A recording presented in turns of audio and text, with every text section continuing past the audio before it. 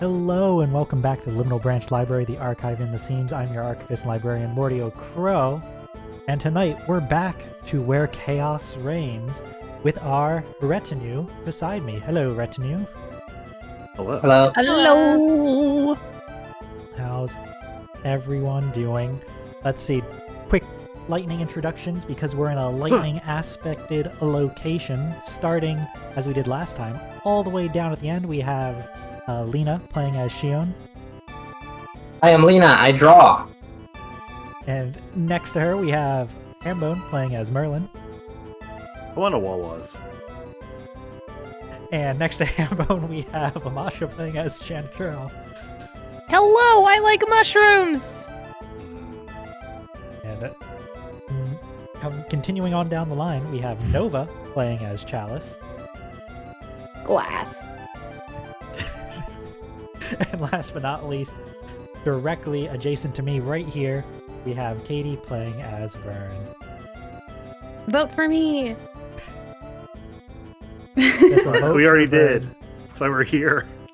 That is why we're here. Talking to everybody. Oh, Okay. Little did we know that we're actually just campaigning for Verne, and so Oh, thus... tabletop campaign. Oh, see? Yeah. It's been here the whole time. It's been here the whole time. Has this lightning also been here the whole time, or? The lightning on this map? Maybe. Yeah. Yeah. Okay. I don't know why I didn't notice it before. Yeah, there's lightning. If only I sat down and animated it like my original conception, but that was I too think it much looks work. nice. Oh, thank you. I agree. Theater of the mind, right? Yep, exactly. Mhm. Alright, and speaking of the mind, let us cast our minds back to a week ago or so, where last time, on Where Chaos Reigns, the retinue prepared themselves for their first full-scale battle against the forces of New Stathros, the occupying nation who, at this time, still doesn't actually really even know Verne's name. The occupying House Argestes, a house of chamois primals led by the aging Polychronios Argestes, has cornered House Leporaydos, last holdouts of the fallen nation and fast allies of Verne's family. The party split. Shion, Merlin, and Chantrelle, with the aid of skypirate allies, have overtaken one of the four, holds up my fingers and counts them, even though no one can see it, Statharian siege airships quietly. The thrum of the ship's magitechnical engines fills the now silent halls as lightning crashes against the electrical barrier on the outside. The Statharian contingent on the ship, just over 100 strong, has been entirely slain or imprisoned, replaced by the sky pirates save for a small few who operate stealth skiffs in the distance and await for a signal if needed. Meanwhile, Verne, Chalice, and Juniper slipped into the Leporaydos fortress and met with the head of the family, Noemi. The injured warrior was quick to believe Verne's tale, but reluctant to have the retinue join them in battle. With some convincing, she's allowed herself to be helped.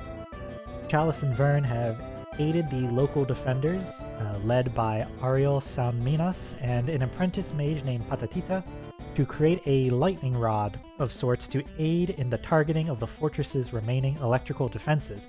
But something that came up on the side and I didn't notice during the last session, that is, I think, of critical importance, is that the mushroom mind meld that Chantrelle can perform slipped out of my mind that there was in fact a range on it, and our split groups are likely outside of that range, and thus coordinating this lightning rod will be a little bit more difficult than perhaps we originally conceived. That means that it will need to be delivered to the holder of a chaos aspected weapon to be the most effective. And even then, well, with things with such precision and unstable energies, who can say how durable such a creation will be? So to begin, we go into the fortress, where Chalice, Verne, a handful of Leporaydos employed arcanists and assistants are scrambling around the materials. Chalice, you using your expertise of precision crafting. Verne, you also have crafting knowledge with which to share and contribute. I believe Chalice was the one leading the effort when we rolled last time. And it's those small-scale engravings of arcane inks across processed metals, which is in the midst of producing this lightning rod. With Verne and Chalice working closely together here, before the results of their labor are in hand, I would like to hear about how the two of them came to meet. Now, I heard a little bit that there might be a bit of a scene here, so if either of you would like to tell me where this has happened. Well, this was a very cool thing that Katie sort of put out there, but it could be said that Chalice had seen an intricate mosaic or of like stained glass, like his family might have been commissioned or something to for the family before it kind of fell all apart. Now, I don't know, like, I remember at like the 21 age, I'm not really sure where Verne is, but regardless, it could have been like maybe a project that never actually even got delivered to her family because they were all wiped out or something, but Verne probably saw this, and when Verne was like around his area, he was probably like, what's so familiar about this person? So strange. And then like kind of going to his uncle, sort of like, I would imagine sort of flagged her down and sort of was like very insistent about like, we have to find out, and then sort of piecing it all together. So Verne, is this like, did you always know you were part of this family, or did you find out about it from us? She basically had just found out about it, but every time she tries to think about when she was very, very young and ended up where she ended up, she can't remember anything, even though like she kind of was at a memory making age, like 3 or 4 or whatever. So like she should have maybe an inkling of any other place than where she is, but she can't really remember. So there's a huge part of her memory missing. Yeah. But she wasn't from around here, and she like lived in an orphanage her whole life. So all these things are just like, well, I don't have a family. Something must have happened to them. And what if it's the biggest something ever in the country? What if it was the most dramatic thing you could think of? Yeah. Not to interrupt the scene being painted here, but quick question from the GM to Verne about that, not quite remembering but being of memory-making age that you mentioned there. While there may be nothing that Verne remembers of family or like a location specifically, and you can feel free to say, no, don't have any recollections of this either, but I'm curious, would Verne have any recollections of a particular element or, like, would Verne have memories of like a rush of wind, like a storm, or like smell of fire, or of a particular type of earth, right? Like, yeah, like that kind of stuff that you I can't place. I think maybe like a bright multicolored light kind of thing, like blinding. I don't know if that's that fits somewhere, but you know. I wouldn't ask you an open-ended question if I needed a specific answer. So You failed the quiz. Fuck. Yeah, something like an opalescence or crystal. okay, thank you. I will note that down. So if I'm understanding Okay. correctly, then Chalice and Verne here, before things went bad, Chalice, your family was commissioned to make something. Was the implication that this something had Verne on it, or you just see the familial resemblance between Verne and the old rulers? So, in the movie Anastasia, she is but a little baby, and it's like, wow, that baby looks so much like this person. It's beautiful. Just- Where's Bartok just in some- this? Oh, I think that's you. Thought of Rasputin. I imagine like it's probably like realistically, and especially in such a like in glass, which is more abstract. I assume it's like something about the family that felt very the same. Oh, actually, I have a question for Verne. Is Verne like the name you were given as a child? Like did your parents name you, or did the orphanage rename you? She has memories of very young of people trying to ask her what her name is, and she just made one up. She made their name up. That's cute. Interesting. Okay. Yeah. So I don't know if it could have just been like something. I don't know if she would have like kept a sigil from her family or something familiar, anything from her past that could have been sort of linked, or it could have been like this weird premonition sort of thing where it just like something felt strange, and then when he started to talk to his uncle and finding out more about it, the events when they talked about it sort of started to line up, and then Yeah, I think Verne. it was found. I think Verne does not have anything of the family, which is part of the difficulties at the moment, right? Is that there is no explicit entity. But as you say, things would start to line up when they were discussed, which leads me to my next question of, it sounds like your family was making this commission, things went sideways, at some point you met Verne and started remembering that commission, talking with your uncle. Did you and your uncle pull Verne in and figure this out together, or was it you two figured it out and then brought what you learned to Verne? Because it sounds like at that point, you and Verne were at least vaguely aware of one another, right? Like, Verne maybe had been a client in the past, or like, a messenger for a client in the past, right? Or, business partner. But you probably didn't know each other too closely before then, it sounds like, being based out of different locations and all that. So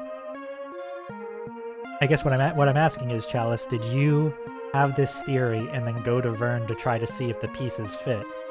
Or did you pull in Verne and say, hey, something's been bugging us about you, and go I think it would make more sense for the latter. Like I think Chalice had like some kind of intuition about it, but he wouldn't go and like. I found it very hard to believe that all the information he found was like done on his own. I imagine Chalice like kind of approaching Verne with this strange curiosity that was just like, it's on the tip of my tongue and I need you to stay because it's gonna bug me if we don't figure this out right now. Cute. And Verne, What inspires you to hang around for this conversation about, well, yourself? Right? Like, yeah, I think the way that both of them are entertaining it, or not only entertaining it, but have been discussing it behind closed doors for so long, and then finally being like, listen, we have an idea. And then she has so many questions and open ends about her past. She doesn't really know. But there's just something in the way that they are approaching her with more information about her that is not only enticing so that she stays and listens, but kind of like addicting in a way. She's very interested in learning more, even if this is like a red herring. Too much is like lining up. Red herring's the wrong word. Even if this is like a sham or a yeah. Yeah, and Some you sort have of at least reason to imagination. believe that they're moderately trustworthy because, you've worked with them before Yeah. on other things, so it's not like... Yeah. Yeah, so I think that tracks, and probably then, if that's how this conversation happened, you likely had it, Chalice, near where you live, or where your family's based out of, in Zujaj Najma, the fallen star that sits amongst the desert. Fallen star here, more just aesthetically. It's not literally a fallen star. It's actually just where the lava lands when they It's erupted. just me, Nova. Through some magma over. Nova, get out of there. Nova, shoos Sorry, away I'll move Nova out on of a the way. warp star. But in this structure of glass, partially hidden from the sands, night sky above filtering in to this, I'd say probably more like a storage room, right? Where like this old half-finished commission was placed, drawing up that proper corkboard with like the lines, with the string like connecting things, right? As slowly the stories from your like slowly the stories from that about your own life, Verne, where things began for you, starting to line up with what Fritz and Chalice know and what you vaguely know about the world at large. But you were a child. You don't know the intricate details of an assassination attempt that took place when you were a child. You knew it happened, but like, and as things... something changed. Yeah, as like dates start lining up, locations start lining up, it's in that place that, well, none of you can be certain, but at least some of you are convinced. Which of you is convinced first? I kind of feel like Chalice is convinced. Like, yeah, like I feel right like- now. Yeah. I I agree feel with like that. he jumps at the bit. It's just like this has to be it. Like fun. there's no other way. And whether that's from a logical standpoint or more of an emotional one where he feels like maybe he's gotten to know Verne a bit and be like, well, if someone like this was to lead, then all the better. So I think he just chooses to believe, and the evidence backs him up. You X-Files And thing. whatever gets you out of that engagement. I'm your ticket Hey, out that's of there, something baby. else we don't. Oh, sorry. Related, maybe. And She's a lovely girl. It's just I don't feel right about it. I don't know anything about her. It's not. None of this makes sense. Oh my god. He goes into an I Want song. I hope you're laying that all on Verne's shoulders. She'd just be like that. laying that all on funny. Verne's shoulders immediately after laying her royal heritage on. as Yeah. well. Anyway, princess. Yep. Oh my god. Now I desperately want to for Chalice to constantly call you princess. Then. Even though he's the one my- with the princess song. Yes. We confront a don't think bad she'd guy. react Chalice well just to goes, that. "Not so fast, Jafar." She would. Sorry, she Who's would Jafar? react what? Just I goes, don't know "Not how so she- fast." Oh, never mind. Go ahead. What? Vern, I you don't know choose what She one. would react badly, maybe. Yeah, I don't know if she'd be like.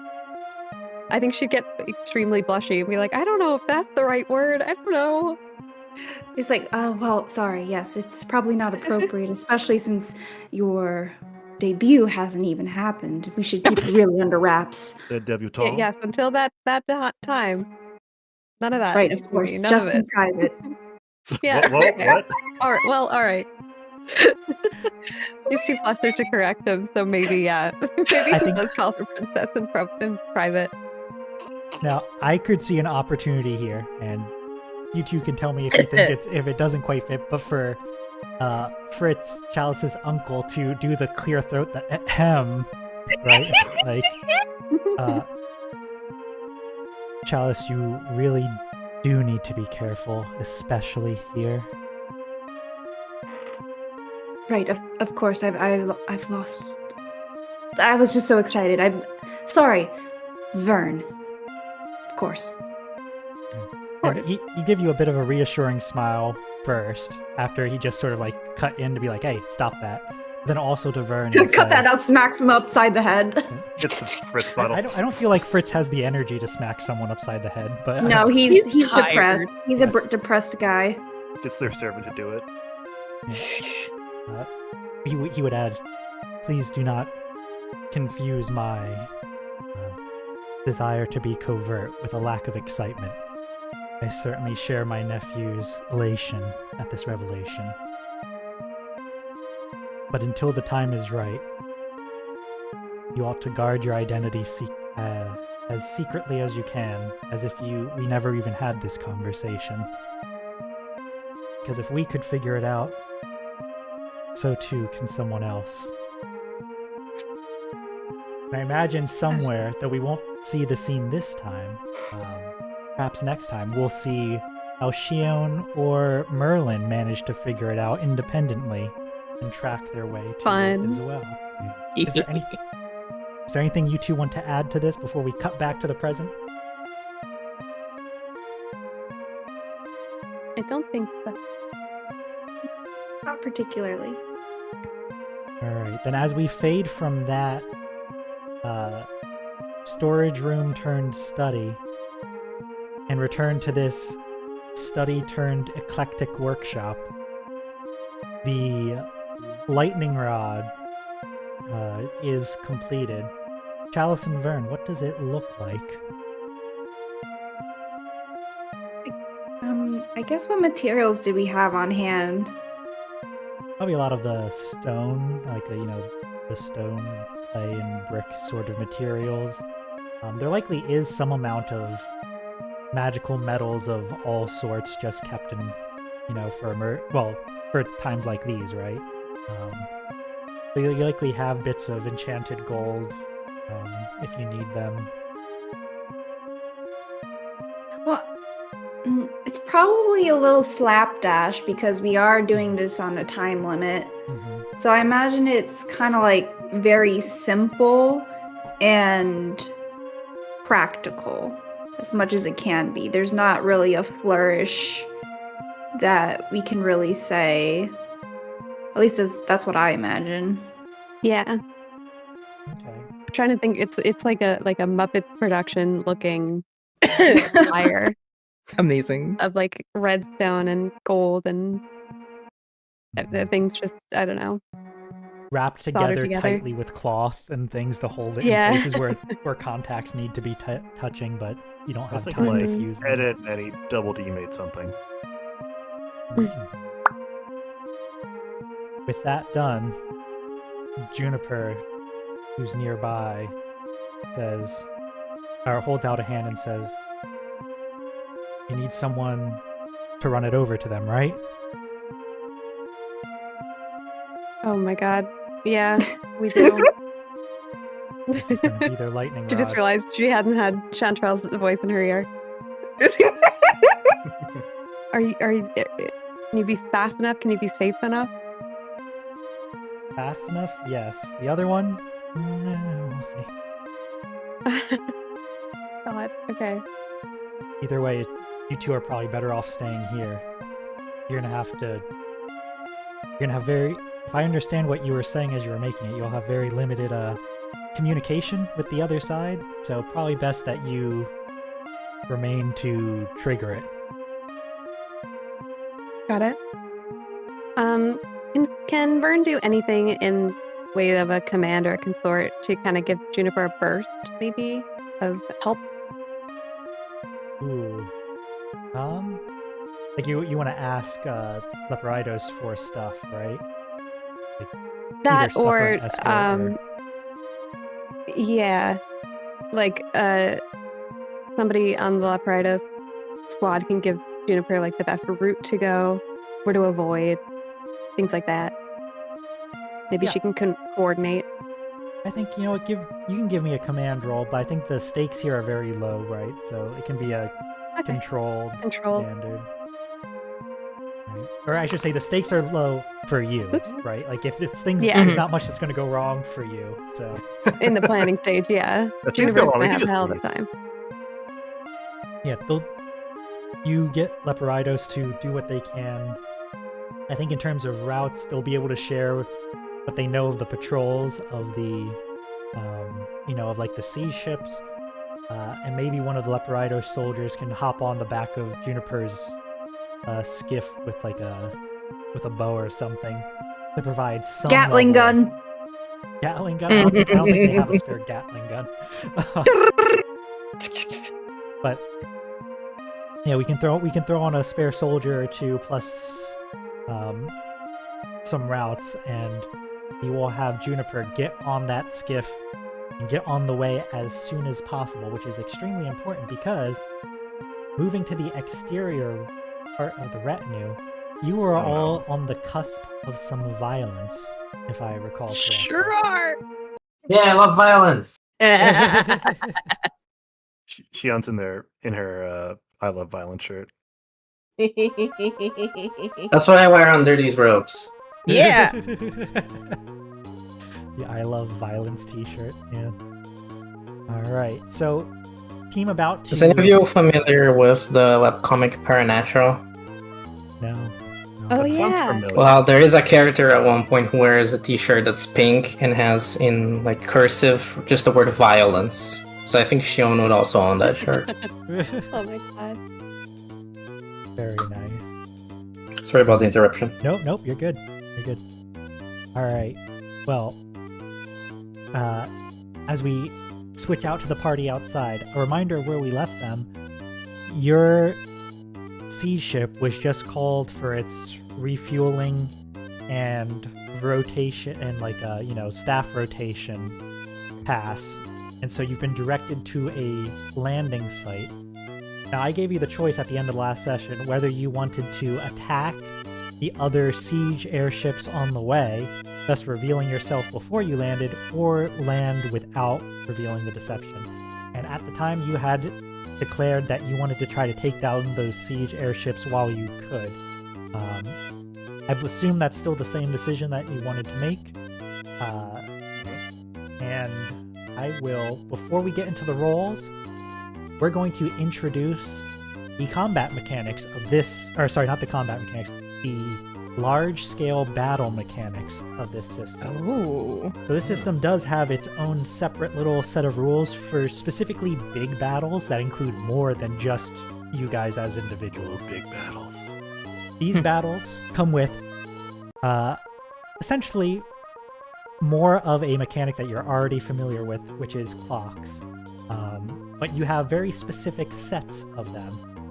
You have the clock that represents the enemy leader and defeating or otherwise forcing them to retreat. You have the clock that represents the enemy's forces, whether that's like a general set, all of the random soldiers and etc. And the same thing applies, that's defeating them or forcing them to retreat. And then you have the clock for the fallout. And that basically means you need to fill this up to make sure that chaos does not cause issues in this region after all of the murder. Right? Well, it's not really murder if it's a battlefield, but you know the idea.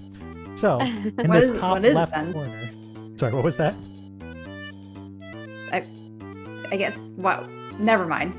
Semantics. Go on. Okay. So in this top left corner, I'm placing our various clocks here that we have.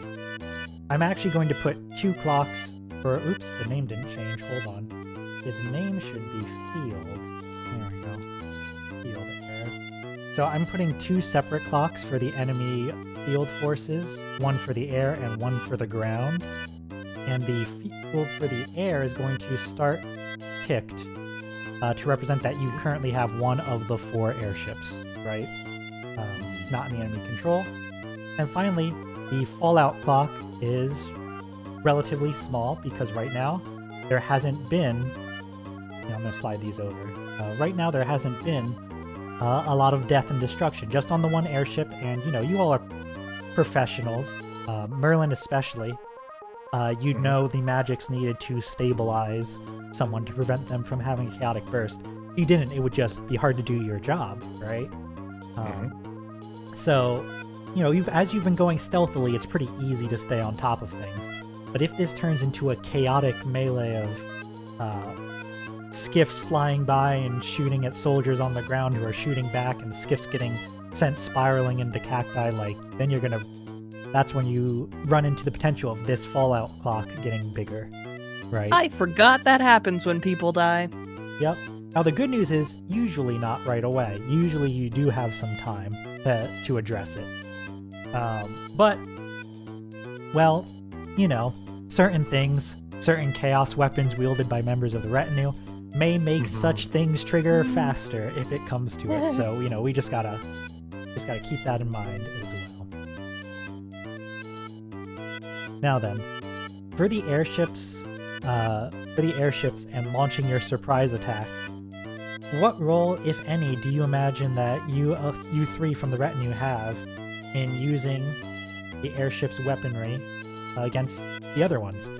I believe we established last time that there were 5 Magitech siege weapons, essentially front, back, left, right, and then underside of the ship.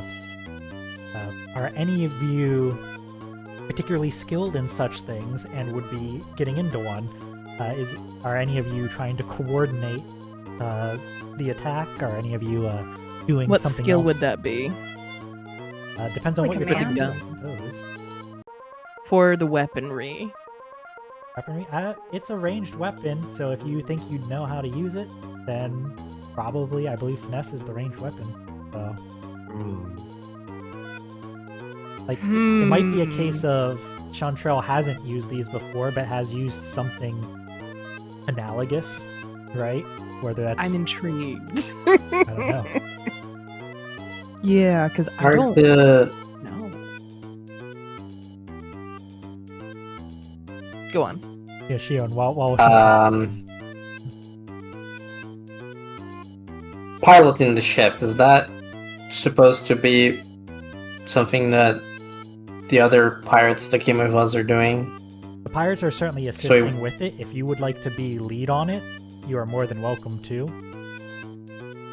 But I don't otherwise, yeah, think the pirates are here to that's help. something Shion would know. I'm just curious if we are expected to just be manning those cannons. No, this is entirely up to you. If you also feel like you guys are just like, we're gonna give the orders and let the pirates shoot, that's fine. But then success is up to the pirates. I would like that, actually. Yeah. Because for me, there's a skill that I have not used yet that I have 2 points in. It's called Command. Oh, If it could be the one providing like strategic tips on that, because I feel like Shion's not used to firearms or ranged weapons in general. I mean, unless you count throwing a dagger or using the chain. But the point being, maybe being able to see targets and being able to pick them out. Does Command Yeah, be a spotter. someone else? Or, yeah, exactly. So I feel like that would involve either the Command or even the Hunt skill. And then we can say, Shion, what is your elven IC? Yeah, exactly. Do you see them? I like this plan. Alright. Hopefully those big blue eyes are not for nothing, and they actually have good eyes. I mean, that sounds good to me. Chantrelle, are you still gonna hop on one of these weapons, or are you gonna let the pirates handle it and assist? Do the pirates trust me is the main question. I honestly, Do pirates I think, trust anyone? I think they'd trust you well enough. If they didn't trust you, they wouldn't be here to begin with, right? So- Well, yes, but there's a difference between trusting to lead and trusting to hold a weapon. That's true. That is true. In this case, it'd be less hold a weapon and more be like sit inside the weapon and have its targeting reticule and don't aim it at your own feet, but you know. Yeah. Yeah. What if she wants to do a rocket jump? I think if you could come up with a good analogy of something Chantrelle has used, then I think they'd be willing to let you use it. I'd be very interested in hearing what sort of underground siege weaponry Chantrelle's homeland has. But Okay, first question. Magitech extends underground with mycelium as well. Mycelia. Yes? No. I'd imagine so, but probably takes different forms, Yes. different materials are there, different styles of magic. Yeah, they would take it in a different direction than Yeah. this group or anybody above ground, probably. Mhm. So, one moment.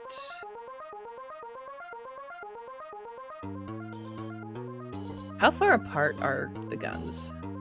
From each other, pretty far. Like you're you're across the ship, right? Or are you trying to see if you can synchronize all of the Yes, actually. Okay, here's my pitch to you. What if instead of having Chantrelle on one of the guns, Chantrelle is near the middle of the ship, psychically linked to Shion and all of the gunners, allowing for Yes! instantaneous mental targeting? How does that Yeah, sound? I would love to do this. Chantrelle just like, actually, I can help with that. Poof. Mechanic system. What I think in this case is I will say that we'll give a bonus die to Shion's roll without you needing to pay stress. Sweet! I think that's what I'll do for that, because I think that just makes perfect sense. Merlin, do you have any contribution you'd like to make? Nah, he's gonna be kind of bullseyeing troops and maybe throwing heavy spells as they approach the airships. Okay, so you're more focused on the ground forces than you are on the handling the other airships or coordinating this attack, basically. Maybe more, probably like giving the airship some buff or putting out electrical fires or what have you Okay, as we make our move. ready to react. Understood. Yeah. All right. We'll see what happens based off of this roll. Shion, feel free to make your finesse roll, I suppose, or whatever one you think is. Said it was command. Oh, sorry, command. Right, command. I was thinking of Chantrelle with the cannon stuff. Yeah, the command roll. You can get Okay. a plus 1d modifier. Risky position, great effect, I think. +1 risky, great. Okay. Oof. All right. Okay. Partial success. There's a consequence. You suffer harm. A complication occurs. You have reduced effect. You end up in a desperate position. I think that the outcome here is that you all end up in a desperate position because as the volley opens fire, Shion, you're picking targets and you're issuing orders. Port cannon, attack that target. Starboard cannon, attack the other. I think you do a great job of actually destroying the other two airships, or two of the remaining 3 siege airships. The only issue is that doing so does expose your own to harm.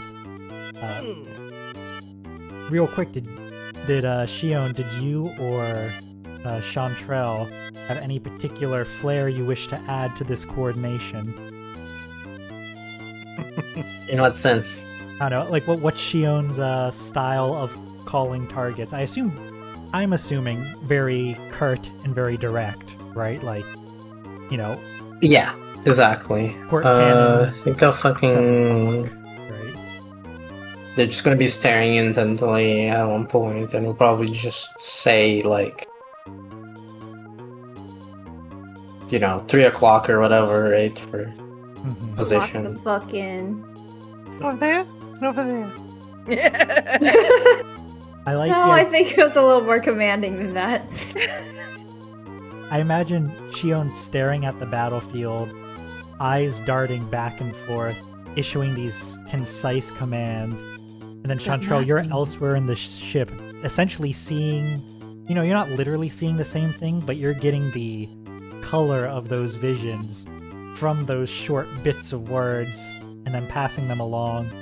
Just almost like a bolt of lightning passing through the ship, right? At the speed of thought, those commands move through. Yes. And honestly, Chantrelle is a little bit like homesick isn't the right word. Like the opposite of homesick, but it reminds her of home in a positive way. Nostalgia. Of actually getting to talk to multiple people at once in this manner. Because that's not a thing she can really do anymore. Oh. No. Yeah. Anyway. I miss having telepathy everywhere. Yeah, we only have telepathy. Home is where the Wi-Fi is. I have to use my mouth? That's so backwards. Right. You never had to guess what people were thinking.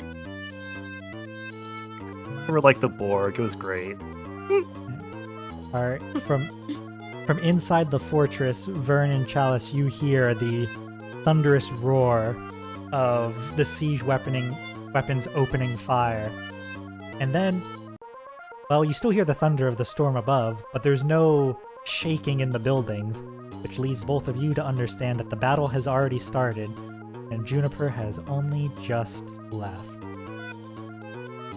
But outside,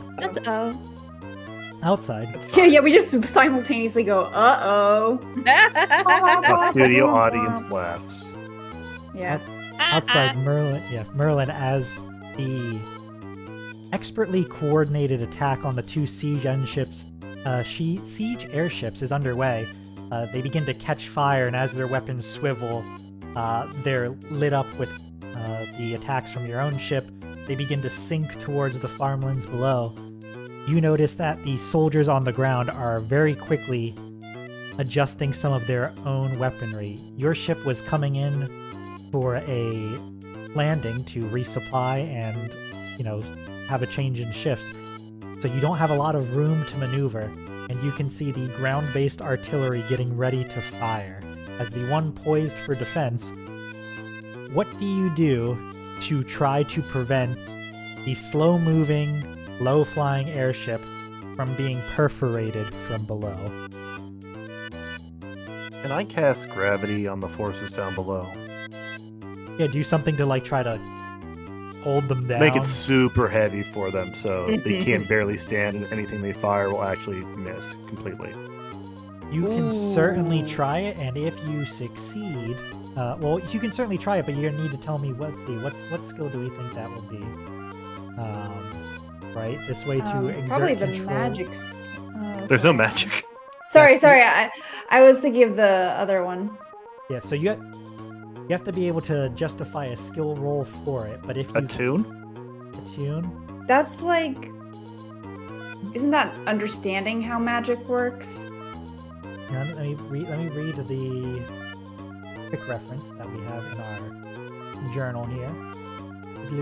I mean, look, ultimately, you guys get to decide. So Should attune be is sense something magical like rack. workings, intuit spell effects, right? So you certainly could roll it. I think attune's going to be... This essentially would be Merlin being like, I don't have the tools for this at hand. I'm just going to try to raw magic have this happen, and if it works, it works, right? Yeah. Like going out on a limb and doing it. If that's the approach you want to take for it, I think... Yeah. I'm gonna flavor it and then I'll roll it. Okay. I was going to say, I think for this one, because of the past roll, you're in a desperate position. Okay. And I think you're going to Ooh, get... I get an EP or XP. And I think I will put this at a limited effect in that... No, I'll give it a standard effect. If you can get a full success, you'll protect the airship until it lands. But you need a full success for that. If you don't, then you don't. Okay, so Merlin is he's outside one of the gun platforms. The wind is blowing through his robe and his scarf. It looks really cool. He closes his eyes.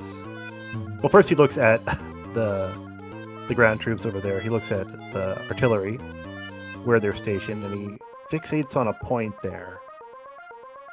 The middle of it, the one he thinks would be the center of all of it. He focuses on one little point, one grain of sand there. Gets in tune with it. He sees it. He feels it. He knows the mass of it. It weighs on him. And then, once he's got that locked in,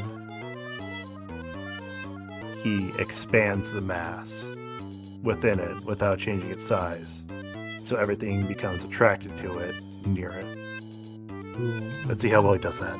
Yeah. He thinks a black hole. Yeah. Okay. Well, not full, but something. Not too bad. And I get XP. Yeah. Yeah, you get so. As you long guys as it get- wasn't a failure, because that was a cool. Yeah, that's a great description of it. Yeah.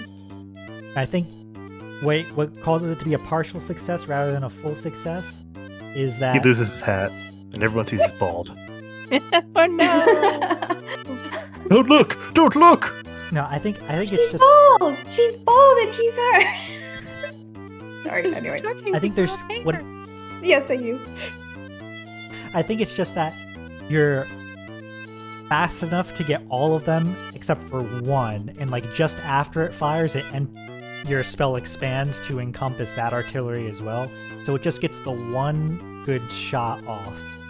But it is one solid shot, as this artillery, a ring of gold and then a ring of green, a light behind it as your spell is expanding, and a rod of solid stone is generated and then propelled forward. It pierces through the airship, but because this is a partial success and not a failure, the airship doesn't go down, right? One of the cannons on one side of it gets ripped off, and Chantrelle, part of those thoughts you were just coordinated are ripped away. It's gone silent. But otherwise, the airship is able to remain upright and operational. Somewhere in the center, some of the prisoners are likely scrambling to try to escape through freshly ripped holes in the ship, but that's probably the least of your concerns at the moment, as you are now set to land, I believe. Retinue on the outside. What are you doing? You've taken out 2 of the 3 airships.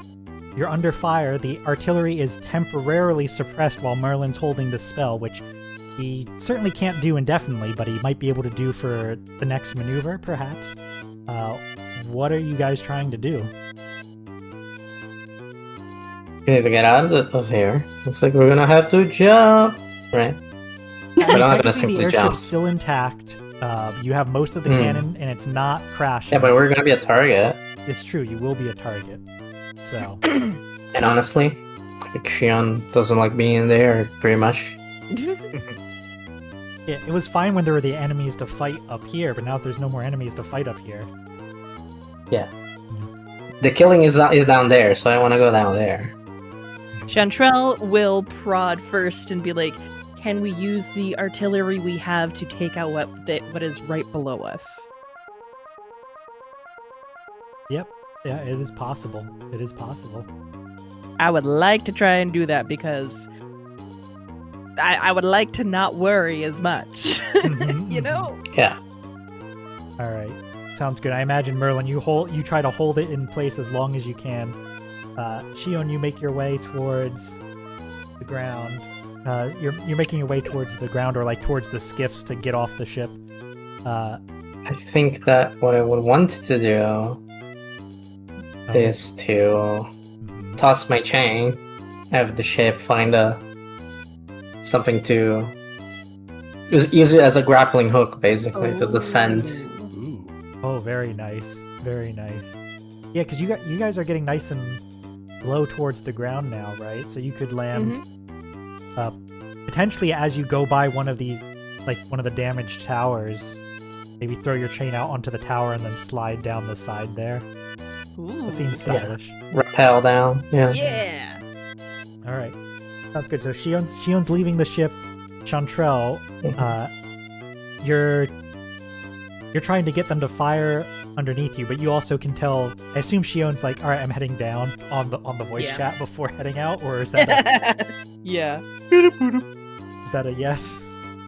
If you can't shoot the people manning the cannons, I'll try just getting up to them and stabbing them or something. Sounds good. All right, so Chantrelle, you're going to try to shoot them first while Shion gets down to the ground. I assume you're doing that by more coordination and Yes. rather than rushing to the cannons yourself. All right. Yes, we have multiple people able to aim at the multiple guns. So, I assume we're making another command roll, much like Shion did, but you do not have any assistance with it this time. Instead, your mycelia nature is what enables you to make the roll, right? With the coordination. Something that I neglected to say for the past 2 rolls, just because I forgot, but that we do need to keep in mind is don't forget, you always can just choose to get an extra die on your roll in exchange for 2 stress. That's just a thing you're allowed to do once per roll. Nice. Just keep that in mind. You can Once also per always roll? Do you mean once not per session? So once per roll, if you want to take 2 stress to get an extra die, you can do so. You only have so much stress. So Yeah! that's the trade-off there. You can also ask for a devil's bargain from the GM, which usually means that something bad will happen either way. You can also ask for them from other players. Other players can propose bad things that can happen to you for the extra die. But the GM does need to sign off on the ones from the other players to say that it's bad enough to merit the extra die, but you're allowed to make each other's lives worse, but for benefits, you know? Okay. So I am using command. Do I get anything from the I know the mind chat is how it's happening. Does anything extra happen from that, or is that just the method? I'm just gonna go with that's the method for this one. Cool. What is the position and effect? I think we're at a risky. I want to give it a great or standard. We're gonna say it's a risky, great effect, but the great there has an asterisk. The great is that you will deal on success. You will deal significant damage to this cluster of artillery, and also the airship will temporarily have a reprieve from being under attack. Right, temporarily. Rather than it being you're going to deal a lot of damage to all of the ground forces, right? Yeah, fair. So that's where I want to make that distinction. But yeah, we'll do a risky great. All right, let's go! Woo! Oh my god! Oh my god! Success. I have nothing in command. This is great. Holy shit! I realized you had nothing in command. I have nothing. Can That's we why move I'm Wow! down the claimant? Amazing. Yeah, I vote for Chantrelle. Can you recount, please? All right. Good job. Holy shit. The field of artillery below you is lit up, bathed in flame and stone, which illuminates Shion's descent. Merlin, you don't have to hold on to the spell for too long. But Shion, as you reach the ground, you know that if there is if there's an enemy leader to take out, they're likely going to be not far ahead from you by wherever you were going to refuel, right? By the center of command of the enemy structure. Do you wait for Merlin and Chantrelle to join you, or do you just start going? Anyway, I started blasting. Studio audience Tracks. cheers. Tracks. All right, so describe to me, if you will, Shion, your approach, right? You have every reason to believe that up ahead you're going to be outnumbered, and that there's a lot of people. Sure, there's artillery, but they likely have ground forces protect that artillery. How does Shion make her approach. What's her tactic here? Okay, let's start with how many of those artillery batteries were taken out? Was that all of them or just some of them? It was the one closest to you. There are several across the battlefield surrounding the fortress. So the ones on the opposite side, they probably can't reliably target you from over here. I imagine... Here, hold on. I'm going to draw on the sky real quick. Oops. Accidentally refreshed when I did. I'm mostly curious if there's any of them that are a immediate danger to us, to the ship that's landing. Yeah, I don't think there's... Oh, actually, yeah, there would be one set that's close. So here I'm drawing... Then I'm just going to run towards that one and try to just, juke and jive my way. Alright, so if we have the fortress here... Until I get to whoever is manning that, and I'll probably just... Once there... try to wrap a chain around their neck and pull them out. Ooh. Sounds fair. I'm drawing in the sky. We've got a little diagram here. If you picture the triangles as artillery batteries, don't the size doesn't mean anything, right? The size is just this is your guys' airship flying that way, down towards here. This is very likely their main encampment. And then they've got, little clusters around each of these other ones here. I said don't care about the size of the triangles, but I think the size of the squares is something to keep in mind, because they probably have smaller defenses here, and then a lot of forces at their main encampment over by where you're at. So, essentially, if I change my color to red real quick, default. The airship has just taken out this set, and then Shion, you're heading towards this set over here to essentially cut the second one as your airship comes in. Alright. Sounds good. What are you rolling to quickly make your way through and take out? I assume you're prioritizing the artillery operators, right? So you're trying to move through quickly, take down the big guns. What's your... This can be finesse as usual, but it can also be hunt. Question, is this a desperate row, or is this... What kind of row is it? I think... Let's see. First things first. For skills, carefully track a target, range and ambush, engage in range, different weapon or engage in subtle misdirection. Yeah, I think finesse works fine. I think you are on your own, so I imagine this is a desperate standard, because if things go bad for you, they go bad for you, because you are now surrounded by a lot of people, right? Then I believe I will roll finesse, because that will give me experience in prowess, right? Yep. So let's see. Desperate standard. I think desperate standard, right? You're taking out the artillery, but not the whole, the whole encampment. I am going to take no chances here. And I'm going to use that mechanic of getting too stressed to add a die. Alright. It is done. Take your extra die, make sure to add it to your modifier.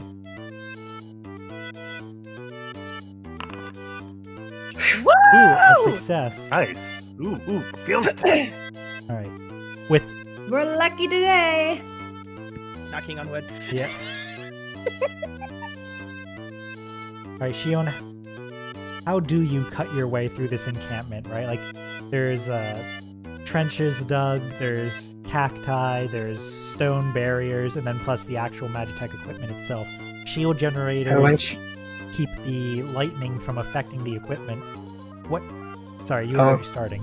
Please. No, finish your sentence and then I'll say it. Yeah, I was just painting some stuff. There's shield generators to keep the worst of the lightning off of the soldiers and their tents and their supplies, and their equipments. Where are you sneaking through and moving swiftly across? Alright, I want you guys to imagine some sick anime action here, right? A scene where, you know, I can do that. they do the really expensive shot where the background Oh. is animated as well, right? Because No. it's With in like high what? speed. Damn. Sakuga. Camera angles moving all the time. And I'm like running and just jumping around to dodge enemy attacks, maybe jumping on top of a cactus and Whoa. kicking off of it to gain height. And then maybe like, you know, towing the chains around to deflect something or hit a guy on the way. Yeah, we get the occasional cry out That sort of thing. from the guard, or like, you know, from a At least soldier. one guy they snuck a Wilhelm scream in the mix there. Yeah, struck and then thrown back into a trench and with the So, you know, when I eventually get to the guy that's manning the cannon, then I'm gonna wrap the chain on their neck, kind of just hold them out of their seat. You managed Whoa. you pull them right out of the seat as their eyes are probably still up towards the explosions that have just happened in the sky and the two airships falling. Some of the soldiers that you saw along the way bringing their attention back down to the ground, only for you to bring their attention to an end as you killed them on your path. You're able to get in, rip this guy off the seat, I assume kill, and then vanish, right? Like, try not to be around in one place too long? Is that the intent there? I mean, could just man the cannons and Oh, yeah. shoot at the other guys. Yeah, that's true. That's how you want to take out the other artillery in this cluster then. You take the one guy Yeah, out, I feel like hop that in, would make sense. and just turn firing at all of the other artillery. Yeah, I'd say on a full success. I already, while we were narrating, I marked the second tick of the ground forces there, and I put an X through the second artillery here. So Chantrelle and Merlin, you see that Shion has not waited for you, but you can see the explosions of her work, as I assume you two are preparing to descend as well. That's where we're at. I mean, we just shot up the ground, and I assume we don't really have much more room to do that. No.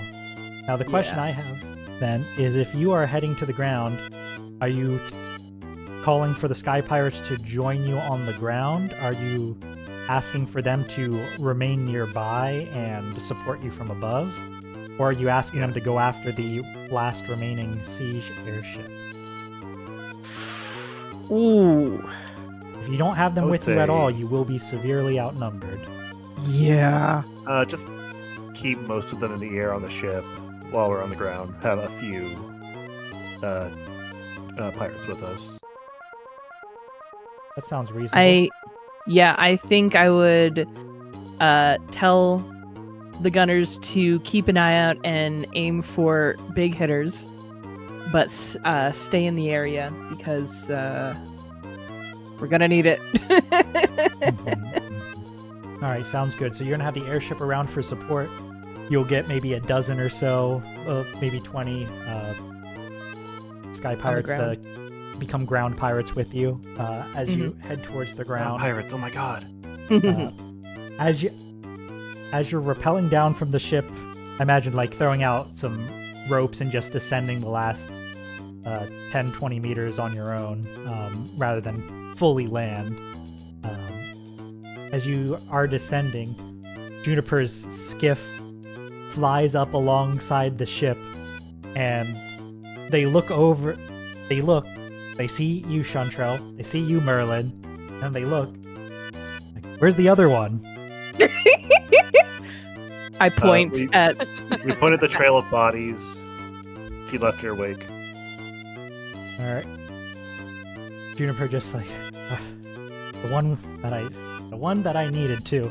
Here, and like once you land, they pull up and they toss you the lightning rod and say, "The other two devised this. They're going to redirect the fortress's defenses to that the chaos weapon that your friend has. It'll help.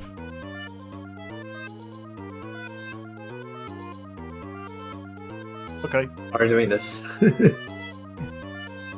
So, Merlin or Chantrelle, whichever one of you wants to have the lightning rod, you are more than welcome to be the one carrying it.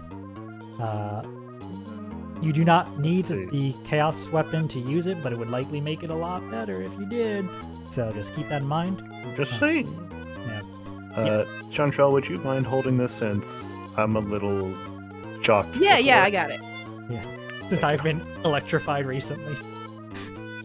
Yeah. You're still Not even concussed, recently, a man. few weeks ago. Sorry, I'm slipping into Milo for some reason. Oh no. Bugging out.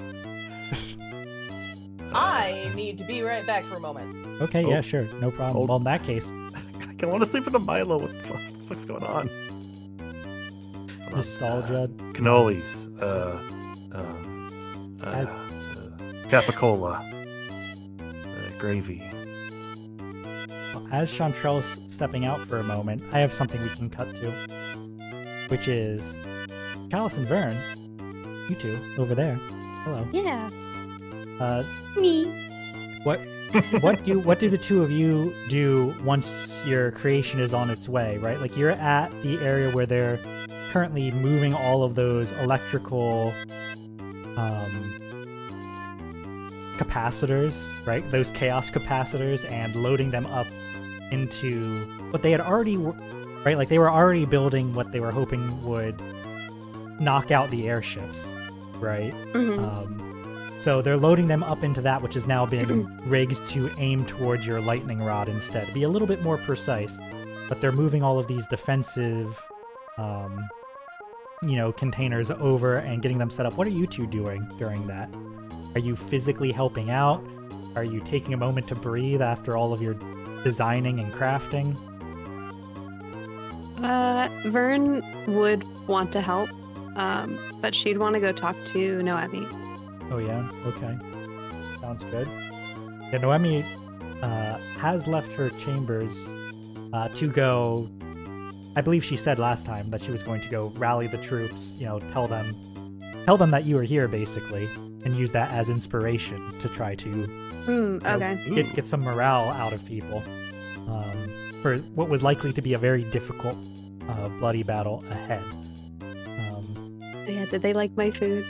Oh yes, indeed. Like, certainly there's not enough for the entire garrison, but those who were able to have some, it produced a measurable improvement on their expressions. I mean, certainly the poison tester was a bit eager to test it for poison, so... Hold on, not sir. I got tummy ache. Hold on. Could be poison. Could be poison. Take a couple bites. Real quick before we find Noemi, Chalice, are you staying here? I mean, there's a couple things that I think I could do. One being, is there a way... Now, I don't have any healing ability, but I'm wondering if I could help Noemi present herself as stronger than she is right now. Like, put on my red coat and brown pants sort of deal. Make her presentable to boost her ability to bring back morale. Mm-hmm. I'm sure you could assist with that, and perhaps even just having you there as a representative of another family also endorsing Verne, right, could do its own. You can leave out about the fact that you're not quite on good terms with the rest of your family for the moment, right? Right. But you could help add a bit of flair to her outfit and then be there at her side. Sure, so the two of you will then leave the cannon behind in the hands of the mages and go find Noemi. Verne, what did you want to talk to her about? I wanted to have a little private moment with her and ask maybe a little bit more about her parents. Oh, about Verne's parents? Mm-hmm. About Verne's own parents, yeah. Sure, I think that sounds reasonable. Oh. I imagine you find her as she's getting ready, right? Like at this point, she's Sure. changed into her her most formal regalia, which Chalice, you likely help patch any holes in, or like you and like whatever remaining weavers they have on staff are like furiously patching the holes in from when she was almost killed in it, right? Like, but as these repairs are being made, Verne, what do you ask and how? I think she would approach Noemi as she's getting ready, and maybe offer her something that Jaime had made, like a little fancy stonework doodad, as like a pin or something she could put in her hair or whatever, Mm-hmm. and just be like, "Thank you for rallying one more time on my behalf." And then I think she'd scoff and say, "You and I are both so convinced you're about to die. Sorry, I didn't mean to say it like that." I think there's a laugh from her, but the laugh is definitely one that's more like it has a lot of weight to it. It's not faked, it's not forced, Mhm. but I think she explains it herself when she replies saying, "I cannot express to you how much better it feels to rally for your cause than to rally for what felt like fading embers. If this is to be the last, and I'm not convinced it will be, then I think this is a far better way to go." And she'll take the trinket that you've offered and place it with a smile and say,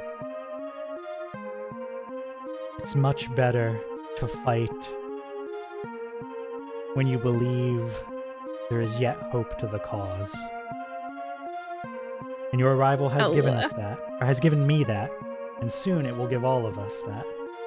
She probably would like gesture and like a sweeping gesture, and when she does, she stumbles a little bit.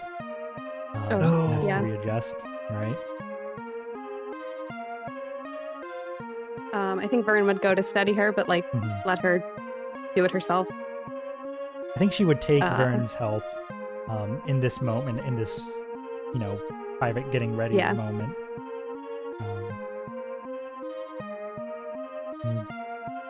How do you add your question, Verne?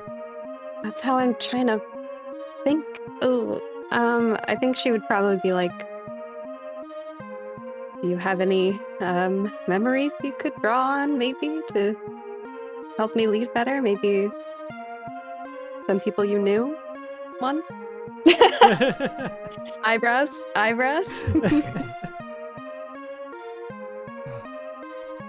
Well, I didn't know your parents as closely as you likely hope, but I did meet them both on more than one occasion.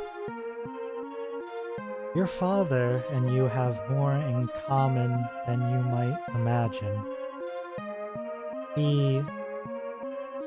Well, this is public knowledge, but I don't know how much you know of his life.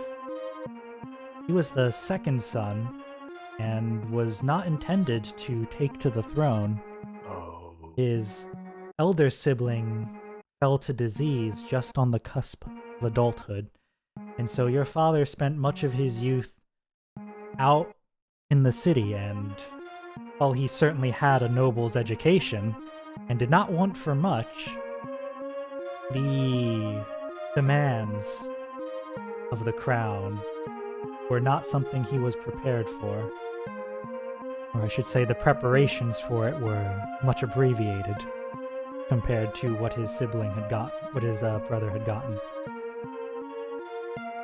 Yeah, I can sort of relate to that. This is secondhand from what my husband told me, but he said that your father, in private, often expressed concerns that he would not be able to balance the scales. But he never did stop trying. I think there was something to how your parents ruled, how they attempted, and I think in many ways were successful, though it's hard to call it a success when this is the state we've met in. To take the promises of the past and manifest them in the present. The people of this land had for generations gotten used to broken promises. It was not a pleasant position your father inherited. But it was always the impression of myself and of my husband that he was making good on his ideals until the last, for all of the troubled steps it took along the way. I think Verne would genuinely be crying now. Oh. If she notices Verne crying, then I think what she would say, already, I haven't even begun to speak of your mother, whom I've met on many more an occasion, and I think it would be a good way to breadcrumb out this information and to encourage you to keep her alive throughout this ordeal.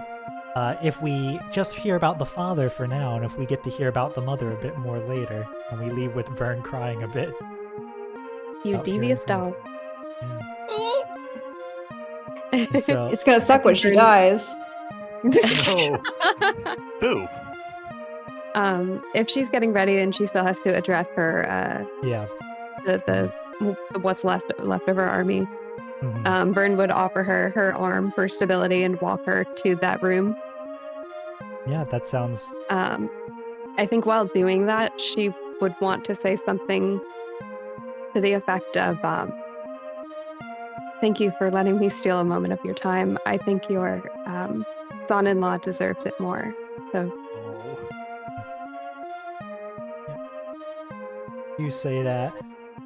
And I think she would pat a hand on like your arm as you're assisting her, and she would say, "I do not mean this as a word against Ariel, but he and I have had many days, weeks, months even, to come to terms with our predicament. And your intervention is more likely to turn this time into a much longer stretch than it is to cut it short." So She's believing. To believe. I think, Chalice, did you have anything you wanted to add to this scene before we begin to switch? Well, I think that was private, so I don't know that's- if I'm necessarily there. I had described it as while like the weavers are repairing these this clothing, but I don't know how willing Verne would have been to have that. So if it was completely private, that's totally fine. I think Chalice, she definitely would have had Chalice in the room. I think she just didn't want it to be in like the mess hall where everybody's getting ready, kind of private. Okay, yeah, fair enough. Yeah. I think that was a very personal moment, so Verne is kind of quiet, but I don't know if absorbs all of it, right? Probably a little misty-eyed himself, but not crying or anything. But when Verne takes Noemi's arm to go through, I imagine he would like open the door for both of them or pull back the curtain or wherever this is, Right. to let the two ladies go through and make their entrance to command the rest of the army. I think that makes perfect sense. Chalice opens the way. The two of them step out into the grand hall where many of the soldiers who are not on active, like patrolling the walls or anything, are readied.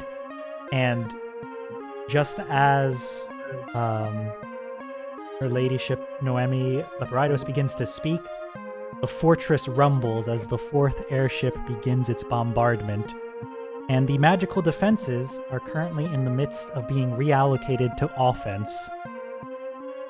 And so, as everything rumbles, the lights flicker, Noemi takes her sheathed sword and strikes the stone and with a raised voice says, "I had prepared a much longer version of this, but it seems we don't have the time." This young woman here is true heir to the crown of Eminencia Dorada, and she has come to see this siege broken. And I ask you all to fight and end this battle, that we might finally earn respite in our name and hers. And then with that, just a sweep of her arm and a cheer. And then the lights go out as we cut back to the group outside. Sorry, that was a long detour for the Amasha. Get your. That's fine. I had to take care of a spider. Yeah, but back to outside. Merlin, Chantrelle, you've been entrusted with the lightning rod. Shion, you've taken out the other artillery. Merlin, Chantrelle, are you beelining it for Shion? Are you doing something else? Are you heading for the... Did Shion get out of range of Mushroom Chat? Yes. Also, probably like... Real quick, is Mushroom Chat between, like... Does it have to go through Chantrelle? I believe so. So right now, Verne and Chalice. I thought you said it was 100 meters of one another, right? It is, and I was the focal point because the ship was too large to accommodate that from person Even though to they person. have the spores on them, they can't. So, if you have 5 people across 500 meters, each spaced out Yes, 100, they could still talk to each other. Mm-hmm. Yeah, upon reread, I was a that would repeater. work. Yeah, as long as you have the allies in range, you can technically thread them, right?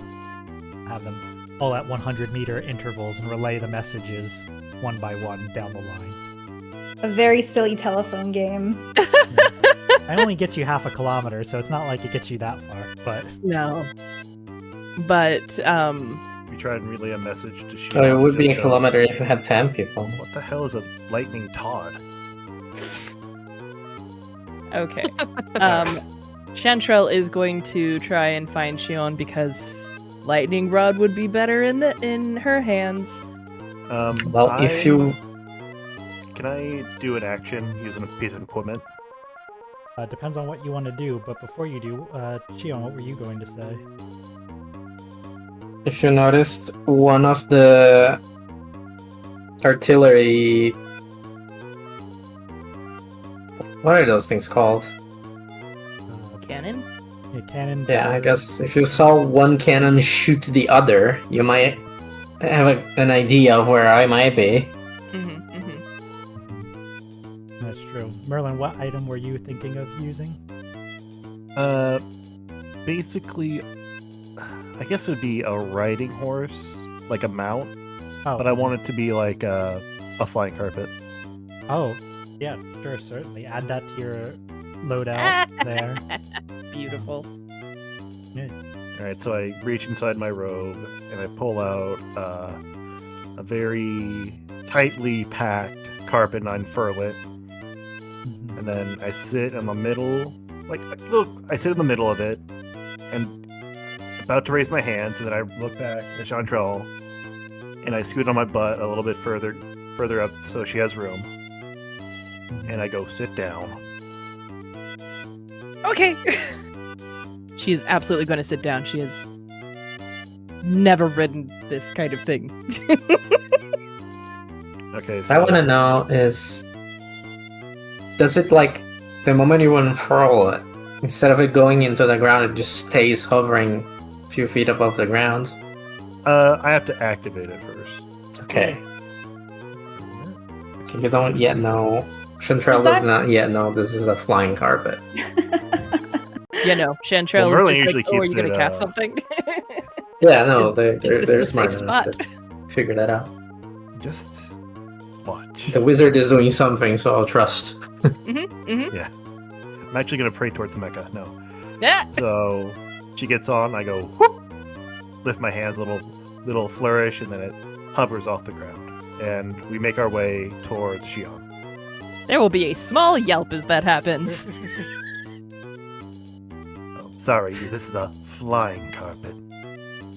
Although it's more of a rug. It's semantics.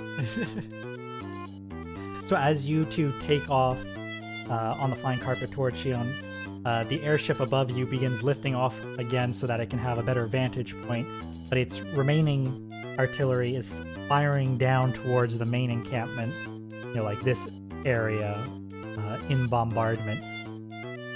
While you are getting, while you gain a little bit of air, you see the gates of the fortress open as their own weaponry begins to hurl arrows outwards, and their own internal forces rush out on, a few of them maybe have skiffs. There's probably a couple that actually have creatures left that they're riding upon, riding creatures.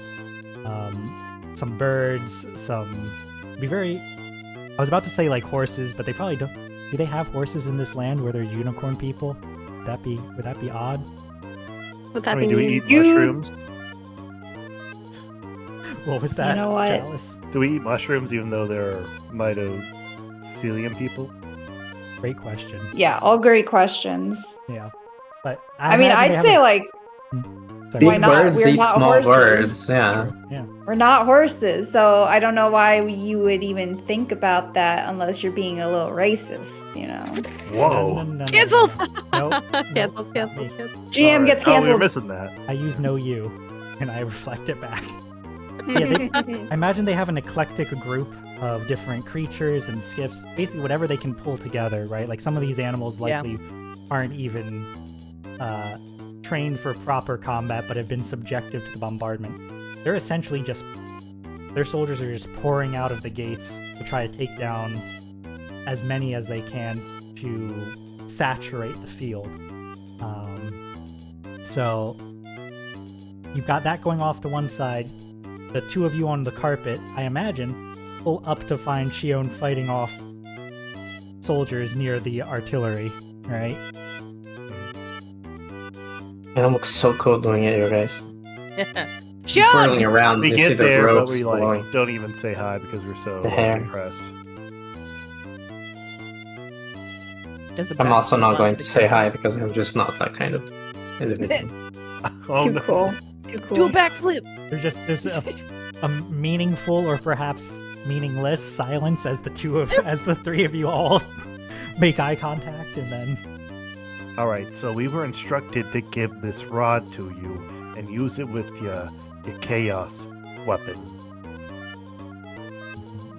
Just extend the chain and grab it like I'm like I'm getting an item in Zelda of the Hookshot. yeah. Did we get any information on what this is, or we're just Yeah, like what is this for? I think Right? they said I have it, but like Juniper He's said it was a aware. lightning rod to redirect the fortress's defenses, and to use it to make an attack. And that, I think, probably they would have said, "You'll know when the attack's about to happen." Sort of deal. Like you'll have some warning, but yeah, this is going to channel some attack from the fortress. So I like to imagine soldiers are constantly I am not So, like- aware of who the leader guy is that they talked about last We don't session, either. and that I'm supposed to use it to hit him. Right? we no, don't. I mean, I think you would assume they have a leader. You may know vaguely about the leader, but I don't think you were not privy to the conversation that was had in the fortress. No. Correct. So, you're free to use it on whatever you deem fit, whether that's the leader guy or whether that's in causing destruction amongst their forces. Quite honestly, it's a little bit of a double blind thing where the forces on the inside providing you with lightning, they don't know what you're doing with it, and you don't quite know how long it's going to take for them to send it, so it's a little bit inconvenient. It's the element of surprise. It's Yeah, super exactly. effective, That's of not course. supposed to be on us too. All right. Chantrelle will tell Shion, let's get on the carpet and we can get you to a more, what's the right word? Populated isn't right, but isn't wrong. Target rich. Yeah! Let's go to a denser part of everything. If that's Already a on it. Just immediately. The moment you said Oh. get on the carpet, I immediately obeyed. Didn't even wait for you to Oh. finish your sentence. I like to imagine she's standing straight up. Yes, at the very standing end. on top of the carpet, not sitting. Absolutely. I have to look Standing through on her it. legs. All right, Oh. let's go. Behind everyone, Oh, hopefully, but Let's go! All right. You're heading basically into the main encampment, right? That's where they're most dense. Yeah, I like to believe that we let the pirates know before we zoomed off. Yeah, I imagine so. That you asked them to come off the ship with you for a reason, right? And the And other then ones we to just support you leave. from the sky. So like the Yeah, yeah. airships bombarding the areas away from you. The ones on the ground are providing covering fire the best they can. They, much like you, are outnumbered, but you currently have localized air strength, so that's valuable. All right, how do you pick your targets? Right, like what are we using to pick our priority here? I guess we try and find whoever's commanding. All right, The fanciest looking guy. you're Fanciest analyzing the looking guy, battlefield. biggest structure. Yeah, The one who I has think this two would lightning be- rods on their head already. yeah, I think Because they were Goatman, right? Polychronios. yeah, technically a chamois, which is a type. But yeah, Chamois. chamois. Yeah. But yes. A corvid. Not a corvid. What the fuck are they called? Goat. It's like carpet? Carbine? Carpin? I Carpine? don't know off the top of my head, but yeah, I do want to ask you guys for a roll here, to see if you can find him before he finds you. I think this is where the I can hunt. do my hunt roll. Yeah. Yeah, go for it. Yeah, track a target. That sounds appropriate to me. Does anyone want to help with this? Is anyone spending for extra dice, or are we Oh, I'll do it. So that's 2 stress. too stressed? Shion, Yep. extra die for you. Kind of roll is this? This is going to be I think this is going to be a standard effect, or risky. Sorry, risky positioning standard effect, I guess. Right? I don't think I want to make it desperate to start. I don't think he's that We'll do good. it. Yeah. He's Wait! good. He's not that good. All right, success. You do it. Amongst We set a tin can out and it comes out. As you dart on the flying carpet around, the attention is drawn to the airship above. Like the attention of the soldiers on the ground is mostly on the airship above and the pirates ahead. The flying carpet flying low and amongst the cacti, it takes an extra moment for soldiers to spot you. And that moment is all you need to observe them as they move.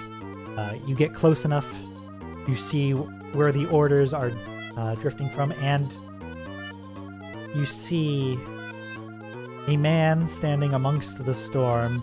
He's got a good bit of clothing, like what's the word I'm looking for? Like padded armors, right? Like leathers and things, He's right? not naked. Nothing metal. But That's exactly Okay. what I wanted to say. what was that? I missed it. He's not He's naked. not naked. No. He has a lot of layers, right? Is what I'm trying to say. Yeah, It's not like Mm, full armored Like an ogre. looking individual. like an onion. Yes, exactly. Very onion-like. And has a variety of weapons tucked into, like, across his back, on his hip, on his leg. Oh my god. You can see he's armed to the teeth. And he's observing with a set of binoculars towards the airship and making calls towards the rest of his soldiers. As you manage to spot him and thus get the drop on him. As you, I assume, move in, real quick cut back to Chalice and Verne. Chalice and Verne, the fortress you're in is under attack. Are you rushing back towards the cannon to try to man it yourself, or are you focused on defending the lady of the house? Ooh, that's a good question. I could. Probably defense for me. I don't know how, though. Go ahead.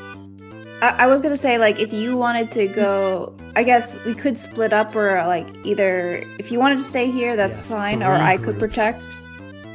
Huh? I said yes, split the party into 3 groups instead of 2 groups. I don't know, man. Yeah, you can do it. But Do it. How about 5 groups? What? Have a Friend bespoke breakup. campaign session with Mordio.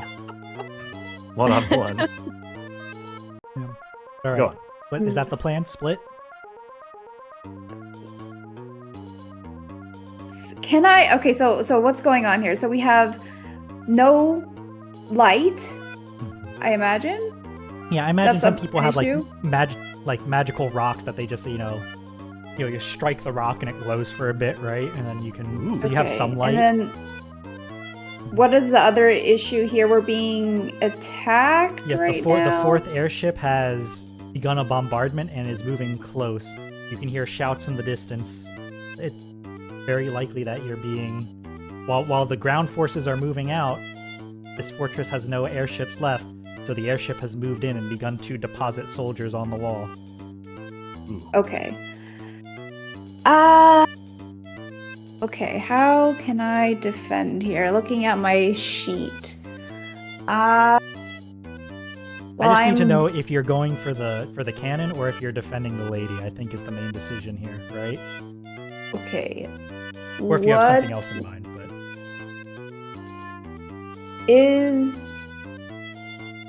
I don't know, because I don't have anything in prowess. Like, Verne, do you have like abilities that would help you with the cannon so I could? Because I don't have anything. Not really. I have I have ride. I have 1 point in ride. So I was like, maybe I could get on a horse or a little skiff or something. Maybe I could just fly around. But that's not exactly protecting anybody.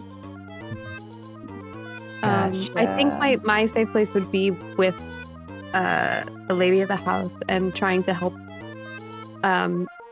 her oversee the battle and help feed her information kind of thing. I have okay. survey points that I could be like, all right, I see that wall is getting breached, but there's only one way down from the wall. Mhm. Something like that. And I could Sounds feed her fair. information. All right. Chalice. So is there a way? I guess like the cannon. The cannon is not operational. It is. I'm just asking if you guys are going there to man it yourselves, or if you're leaving it to the assistant mages. Can I guess I'll go to the mages then. I don't think it's a bad idea. You probably have some stuff you could do. I'm trying to shoehorn craft in here somewhere. I'm wondering if there's like, because I have some magic, but I don't know if this would help anything. Because I'm trying to. What's a tune again? Understanding and analyzing magic. It can also Okay. technically be used to cast something, but in the same way that you can use any skill to do anything. I'm just entitled. Right. to tell you it's not. Yeah. I understand. I'm trying to see if maybe I could craft the cannon to be better. I don't know. Crafted. I think you already did that. What if you Oh well, I thought that was Not for the in the lightning cannon. rod. fired from it like a harpoon? All right. So I think, well, regardless of what skill, you're going back to the cannon. That's the important part. Sure. Okay. I have. No, that's not gonna help us. All right. Yep. I'm just gonna do my best to defend that way. Wait. So you're not going to the cannon, or are you going? No. Yeah. That you're to going the cannon. All right. Cannon. Sounds good. I had originally asked if you were going to the cannon to help attack, or if you were staying with the lady to defend. So the use of defend there got me confused. That's all. That's all right. But we're good. I'm gonna defend the cannon, people. All right. So, Chalice, Verne, you quickly part ways, and we cut back out to outside. We'll get to your the rolls that you two will make momentarily. But team outside, you succeeded. You managed Team to outside. identify. Team touch grass. You managed to Touch cactus. identify Polychronios, who at the moment is just about to look your direction. His keen eyes are maybe a second, perhaps 3, away from noticing you. If you're going to act, now is the time. And my question is, what are you doing about it? Are we throwing spells? Shion, are you putting all your faith in the lightning rod, hoping it's going to work, when right now it's relatively inert? Well, my first question is if Mr. Full of Weapons over there has been made aware of our presence yet. Not About yet, but, to. like, you can literally like we get this slowed down bit of time as you guys are coming in, and you can see his head shifting your direction, right? Like perhaps if your approach is you want to try to hide, maybe you drop out of the sky and try to hide instead, right? Like maybe you don't attack. If that's the approach you want to take. But looks like he's about The to. approach I would want to take is to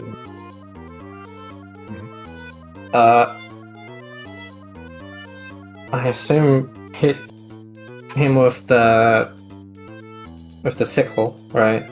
Yeah, at the end of the just getting chain. close strike. The problem with that is that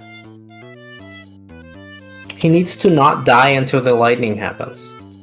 If I am to use the chaos weapon, right? I mean, the lightning killing him probably also would potentially have problems. So really, if you kill him, you kill him. You know. Yeah. It has its own problems either way. But yeah, if you want to go in, Merlin wants to go full speed, Shion, and then you cut as you go by and either jump off or just Tokyo try to do a drift. flyby. Yeah. Well, the idea is, since the chaos weapon is at the end of the chain, to just launch it from a few yards away. I don't actually know how long the chain is. Yeah, Doesn't matter. a few yards. With the intent of just stabbing into him, not even necessarily into his flesh, maybe just into his clothes, because then once the lightning comes, the idea is that it should spread to the weapon. Right. Yeah, makes sense. You're aiming more for anchoring it than for the kill at this exact moment. Yeah. All right, sounds fair. I think I need a roll from Shion in order to make that hit. And I think I probably need a roll from Merlin to get us close safely, and then right, like you're probably a ride. I don't know if you have something else you want to pitch. Feel free. I'll And do then it Chantrelle, too if there's a way because you want I'm to pitch magicking the carpet. Yeah. Risky standard? Yeah, I'd say risky. Is it risky standard or is it desperate standard? I think I'm gonna go for yours. I'm gonna call it desperate standard. For Okay, cool. Shion, Good it's gonna point. be risky standard. Okay. I have no idea how Chantrelle would be able to help. no. Well, Does this affect my roll? no, this isn't going to affect your roll. So if Chantrelle can think of a way to help Shion, you're free to do so. But sounds like you don't have one at the moment. So. Okay. How about? Okay, so what is? I mean, if the we don't plan even here get for close me? enough for me to launch the thing, then that's a problem. No, you'll get close. I mean, you could get close, but then you crash and Yeah, I was burn. gonna say, getting close isn't going to be the issue. Don't worry, it's going to be getting away after. The that's gonna rug be the issue. unravels. Oh goodness. So a way to help Shion, maybe. But me. Well, you already What? rolled. You didn't You already wait, so rolled, it's a bit dude. late Oh, for you. okay, okay. No, I can.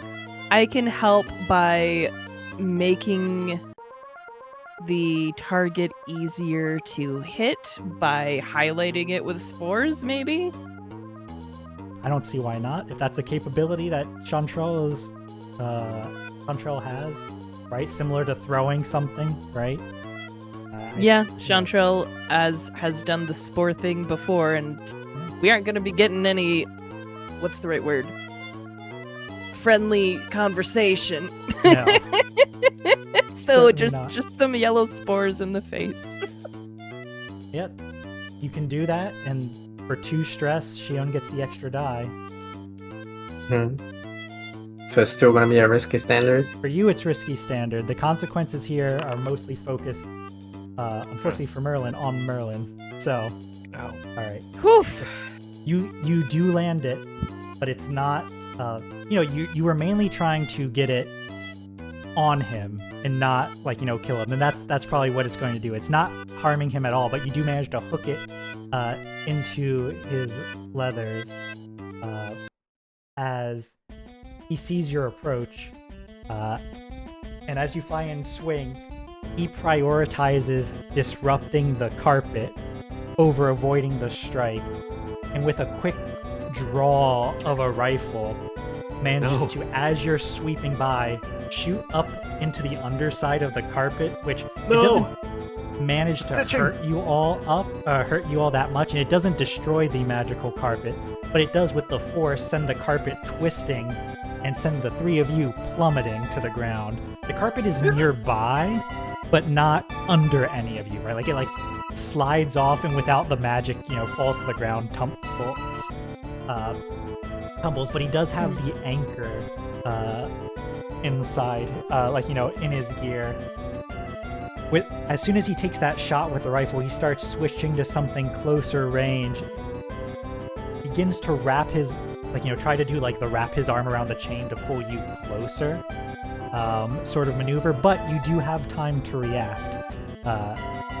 So I think Shion and Chantrelle, 2 of you, what's your initial reaction? You're thrown off the carpet, land on the ground. Luckily, you were close enough to the ground. There's no fall damage or anything. But It's a rolling stop. yeah, it's a rolling stop. End up on our knees in cool fashion. I don't. Yeah, Merlin Yeah, doesn't. it. I get rolled down the hill like a tumbleweed. No, Throwing his poor old the man sickle body. worked. If throwing the sickle worked, it's on him. Looks like he's about to try to use the fact that it's on him to pull you to him, right? But you could just let go, or you could try to preempt him. Can't with an exactly let go. The chain is attached to my hand, so Yeah, you can just let go. All right. Shion just lets go. No, I just said I can't do that. Oh, you can't. It Oh, That's is- not it is- physically possible. got it. Yeah, Chantrelle's gonna immediately jump into an attack with her sword. Right. Chantrelle's going to go into strike. Shion, are you then also moving in, throwing a dagger, or trying to... I think that if this guy wants to pull me towards him, let him. He's gonna catch the pointy end of a dagger as soon as I get in range. So All right. So it sounds like this is 2 separate rolls from each of you. Yes. All My right. question is, would this be finesse or skirmish? Technically speaking, you are allowed to choose. I think that, generally speaking, skirmish is the more, you're fighting someone, in just a straight-up battle sort of skill, but finesse says dexterously handle a weapon, so I don't think it's unreasonable to use finesse.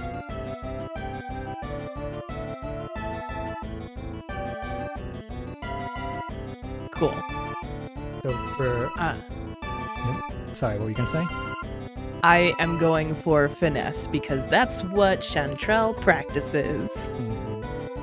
Alright, both of these rolls are going to be desperate. I think we're going with limited effect on him due to his sheer martial skill.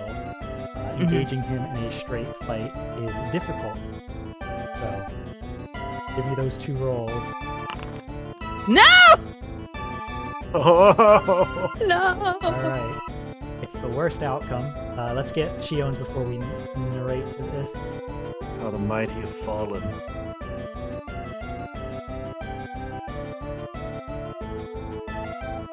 I mean, I could do what I've been doing this whole time and claim that this is finesse, but I feel like it should actually be a skirmish. Because it's more of a reaction here, right? Yeah, that's fair. That's fair. Go for it. Especially in your case because you're more physically anchored, perhaps. But what is the roll type this time? We're gonna desperate limited. We're doing a desperate limited here due to the skill of the opponent. I am going to once again take 2 stress.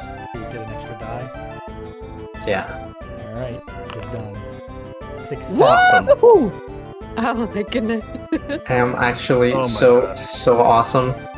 You are. You So- are.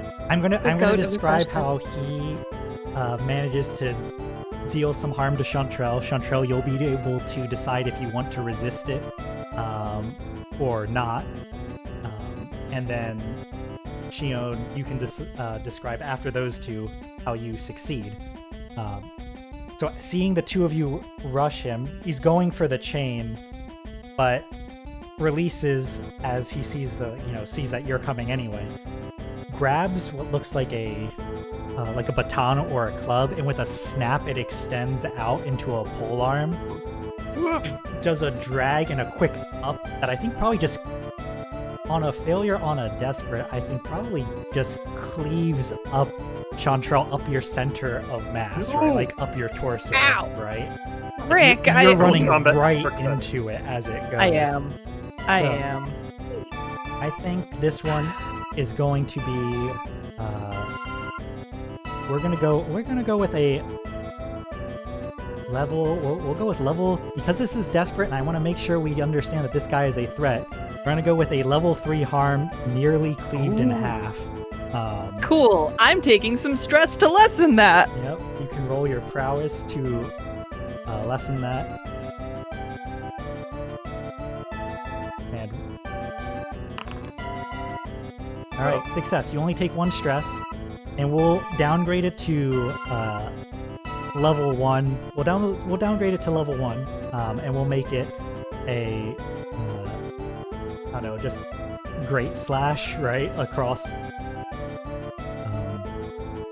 There you go. So, okay, so that's in the level 1 layer in less effect? Yep. Okay. And especially with those 2 filled, Chantrelle, your wounds are causing you a lot of physical issue at the moment. You're going to struggle to be as effective with physical capabilities.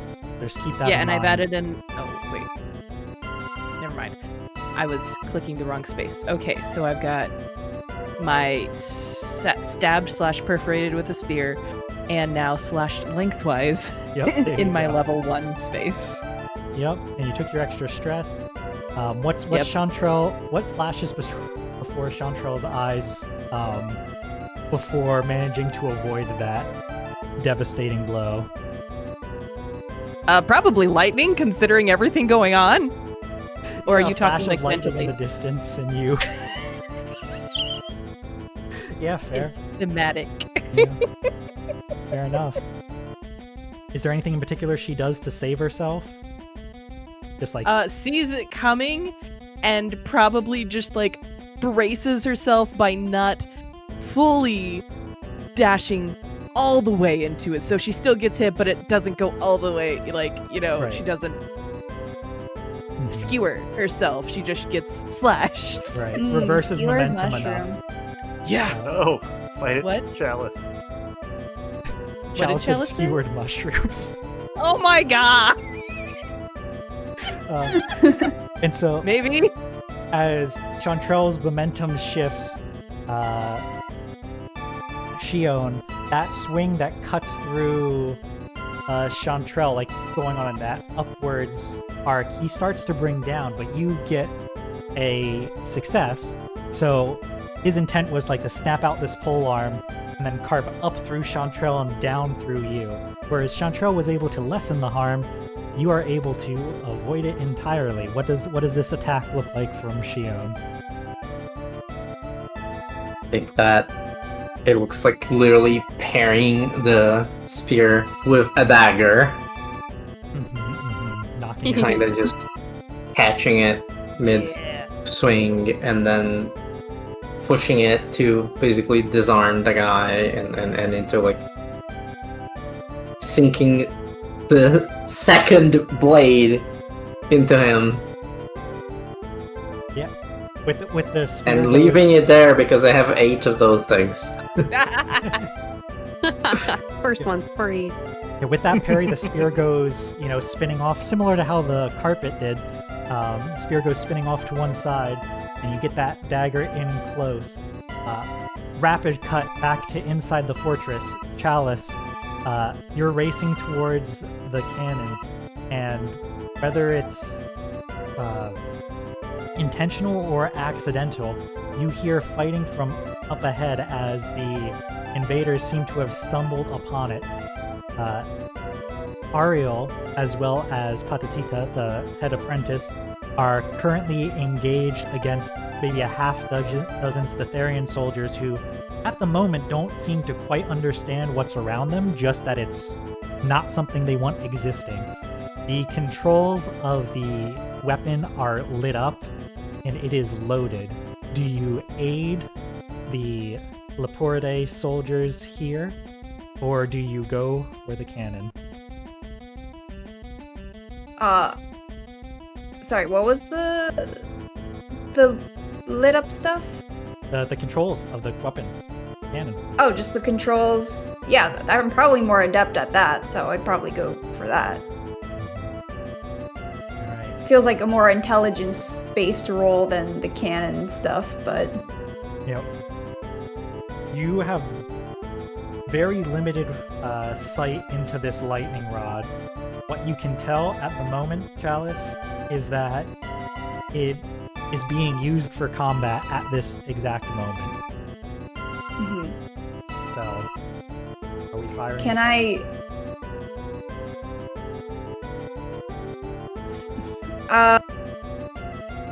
Yeah, I don't know, like, should I... Can I use the controls to fire them? Yes, you can. Okay, I mean, could I theoretically do a study roll to see what would make... This feels like a sort of intelligence roll to figure out what the controls do and how to aim it? Yeah, go for it. I think Okay. that makes sense. You're getting the controls, like you know a little bit about them, but now you have to pick them up fast because you expected one of the mages to be the ones firing this. The mage is currently deflecting blades, so... Yeah.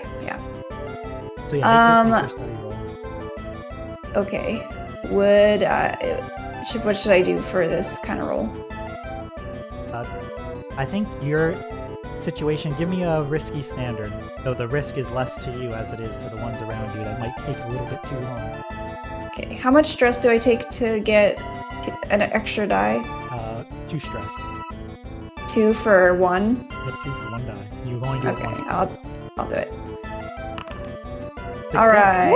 Alright, very, very nicely done. So Chalice, you are quick on the controls, and this affects it in 2 ways. First, I'm click clacking. I'm like, beep beep beep boop beep what boop does boop Chalice boop. look like as he fires the first bolt of electricity?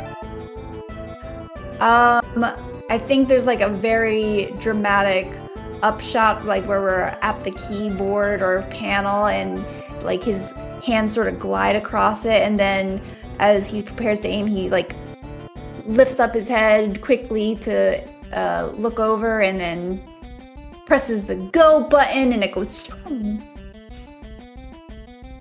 Yep, with that dramatic shot follows the bolt of lightning to Shion having just sank that Wow, one dagger transitions.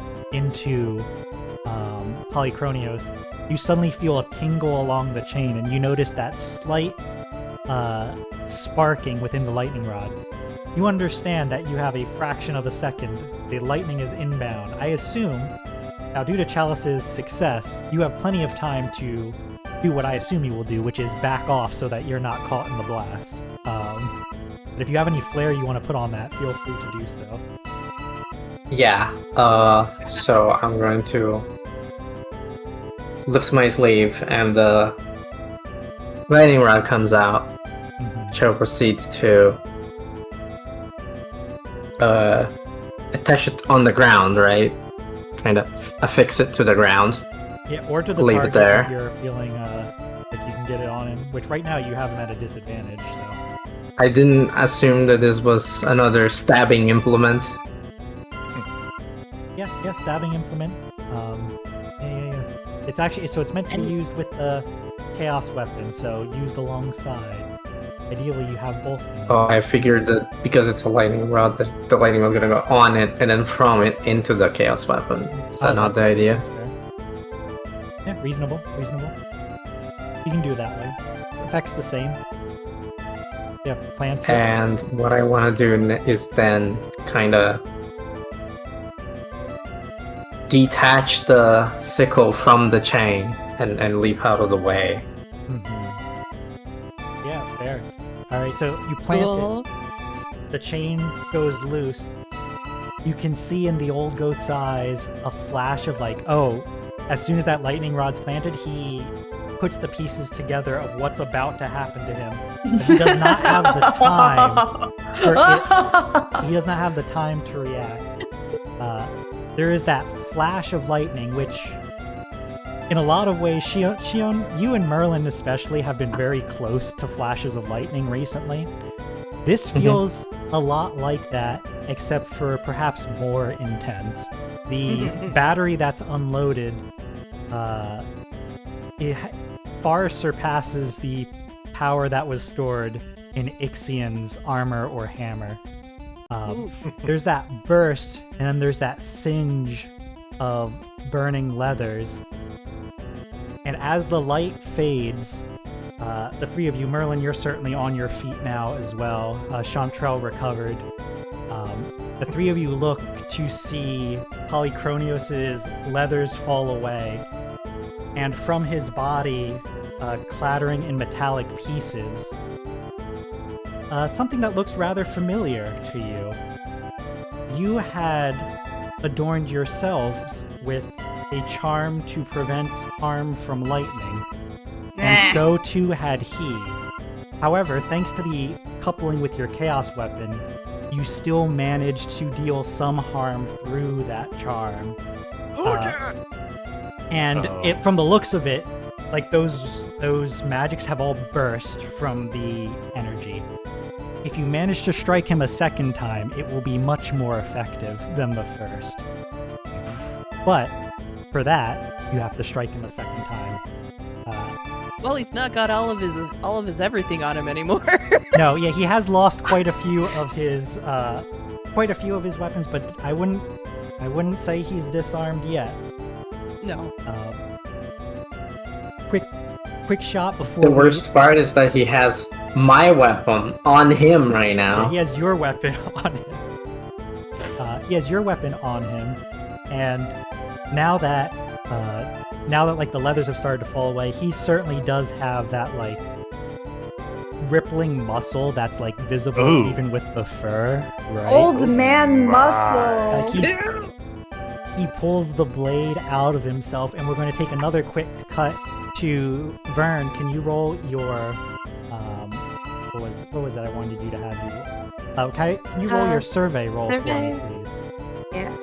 I'm gonna take boost rest Alright. and do it up extra. Risky standard? Controlled standard? Yeah, risky standard, and much like Chalice, the risk here is less to you, more to those around you. Okay. Plus 1d. No wait. Plus.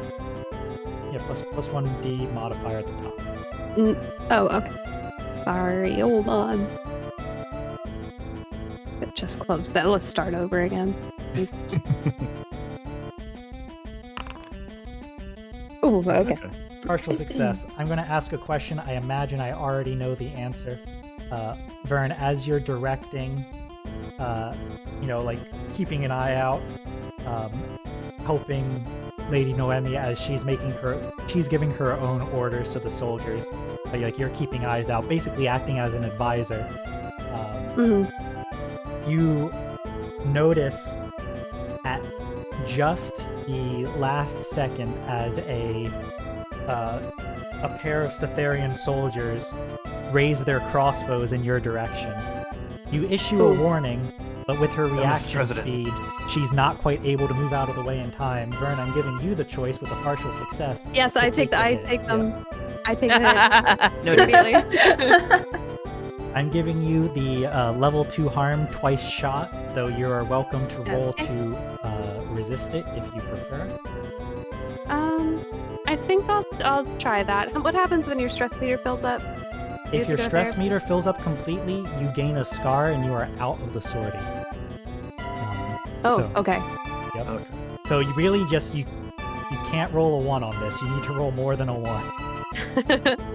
Okay, let And me. don't forget, you can take the extra die for more stress, right? Oh, no, this is something else. This is... Yeah, no, and actually, I didn't see that you hadn't rolled... It went less stress, not more. Or you hadn't increased your stress already, so... Oh, I did. I started the session with 2. Oh, and I just had 2, and now I'm up to another 2. But why does your sheet say that you have 6 right now? Because I just put for resisting this. Oh, where's the... Wait, did you make your resist roll? I don't see it. No, I'm about to. Everyone kept saying, "No, wait. Oh, wait. Hold on." Yeah, so I haven't pressed the button yet. Yeah, you don't take stress. You don't take stress to resist. You do, but you don't take it before you make the roll. The roll determines how much. Okay. So I took Got off it. the 2, Okay, so and I you just take take the 1. Woo! Okay. So your resistant would bring it down to 1 shot, as Noemi, seeing you jump in front of her, manages to place her blade to deflect the second. So you'll take no harm from that. Oh, didn't matter at all. What a sweet pea. Okay, so just 1 shot. No, yeah, And you down to take the none. bottom effect. Both of it falls Oh. off. So. Gotcha. Yeah, you dodge 1, she deflects the other. I protect her. She protects me. Exactly. Cool. Got a thing going on. All right, back outside. Merlin, you're now capable of entering the melee. Okay. If you would so choose. And I think I'll ask you and Chantrelle what you're doing first, and then I'll get to Shion. I'm gonna wand the guy with Hunt.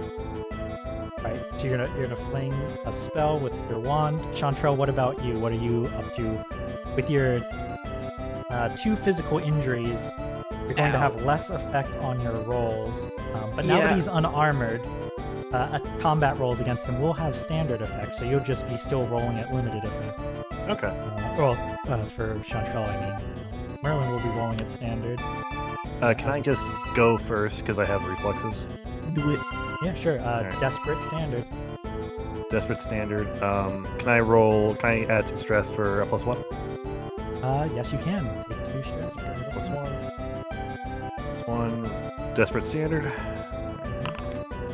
Ooh, very nice. What spell does Merlin cast? So I go into his line of view. I'm kind of hobbling a bit because I got the rug pulled out from under me. So I wait for him to kind of regain his bearings, and I kind of motion, like square up on him cowboy style, and he kind of gets the dealio from it, and we have a standoff, and a tumbleweed rolls by, and then we both pull out our weapons. He pulls out a gun, I pull my wand, and just a second later, actually, you know what? He actually fires first, but my spell goes off, a lightning bolt. It arcs from my wand to his bullet to his gun into him. Very And nice. it's all well animated. We take some of the budget we had for Shion and put it into this shot. Actually, it looks kind of crappy. It's like the Berserk anime, but it still gets the point across. And hits him. Very nice. I'd say that with what your success will do is you'll deal a tick of harm, and for the standard part, for getting a little bit more than what we were getting before, that numbing electricity will slightly slow his reactions. Or I'll let you decide if you want to give Chantrelle or Shion a less consequences on their roll. Let's see. How are you guys doing? Shion. Let's give it to Shion. Very stressed right now. Alright, Shion Yeah. will have less consequences on the roll, which means Chantrelle. Chantrelle, you're next. You're. Also, before Oh, yes. we go to there, I blow the smoke off my wand. Oh, very nice. And I twirl it back into my holster. Nicely done. Alright, Chantrelle. Are you going in for another strike, or you got something else in mind? Nope, just keep going. Is it a risky or So, desperate? for you, it's going to be a desperate limited again, because... Yeah. I rolled desperate, right? Yes, you rolled desperate as well. Oh, that's gonna be on this one. All right. Does desperate get XP? Desperate gives you XP Yep. in the category. Yep, Just you roll one? It in. yep, just one. But Cool. you did get one earlier for finesse, so make sure you mark that if you did not. I will. You get a second one here. Cool. Ooh, Yes! very nice, successful roll. All right, good work. All right. team. Yep. So Chantrelle has been sliced. There is now a nick out of her mushroom top head, and she's also bleeding from the general slash. Mhm. So she takes this personally and wails on him as best she can. It's not the epic success, way. but it's pretty darn close. Massive. You managed to land a strike, and Yes. that's certainly more than you were capable of before. He's on Yes. the back foot, quite literally. He looks like he's trying to get ready to swing. He probably just took the shot at Merlin. Then as you close, grabs a knife of his own to swing towards you, but you're faster. Drops that. Shion, you're making your move next. What's your move, Shion? Not to teacher, My- but What? are there no backups? But other soul. This is happening very fast, I think. Don't worry, we'll get to the Okay. backups. I want to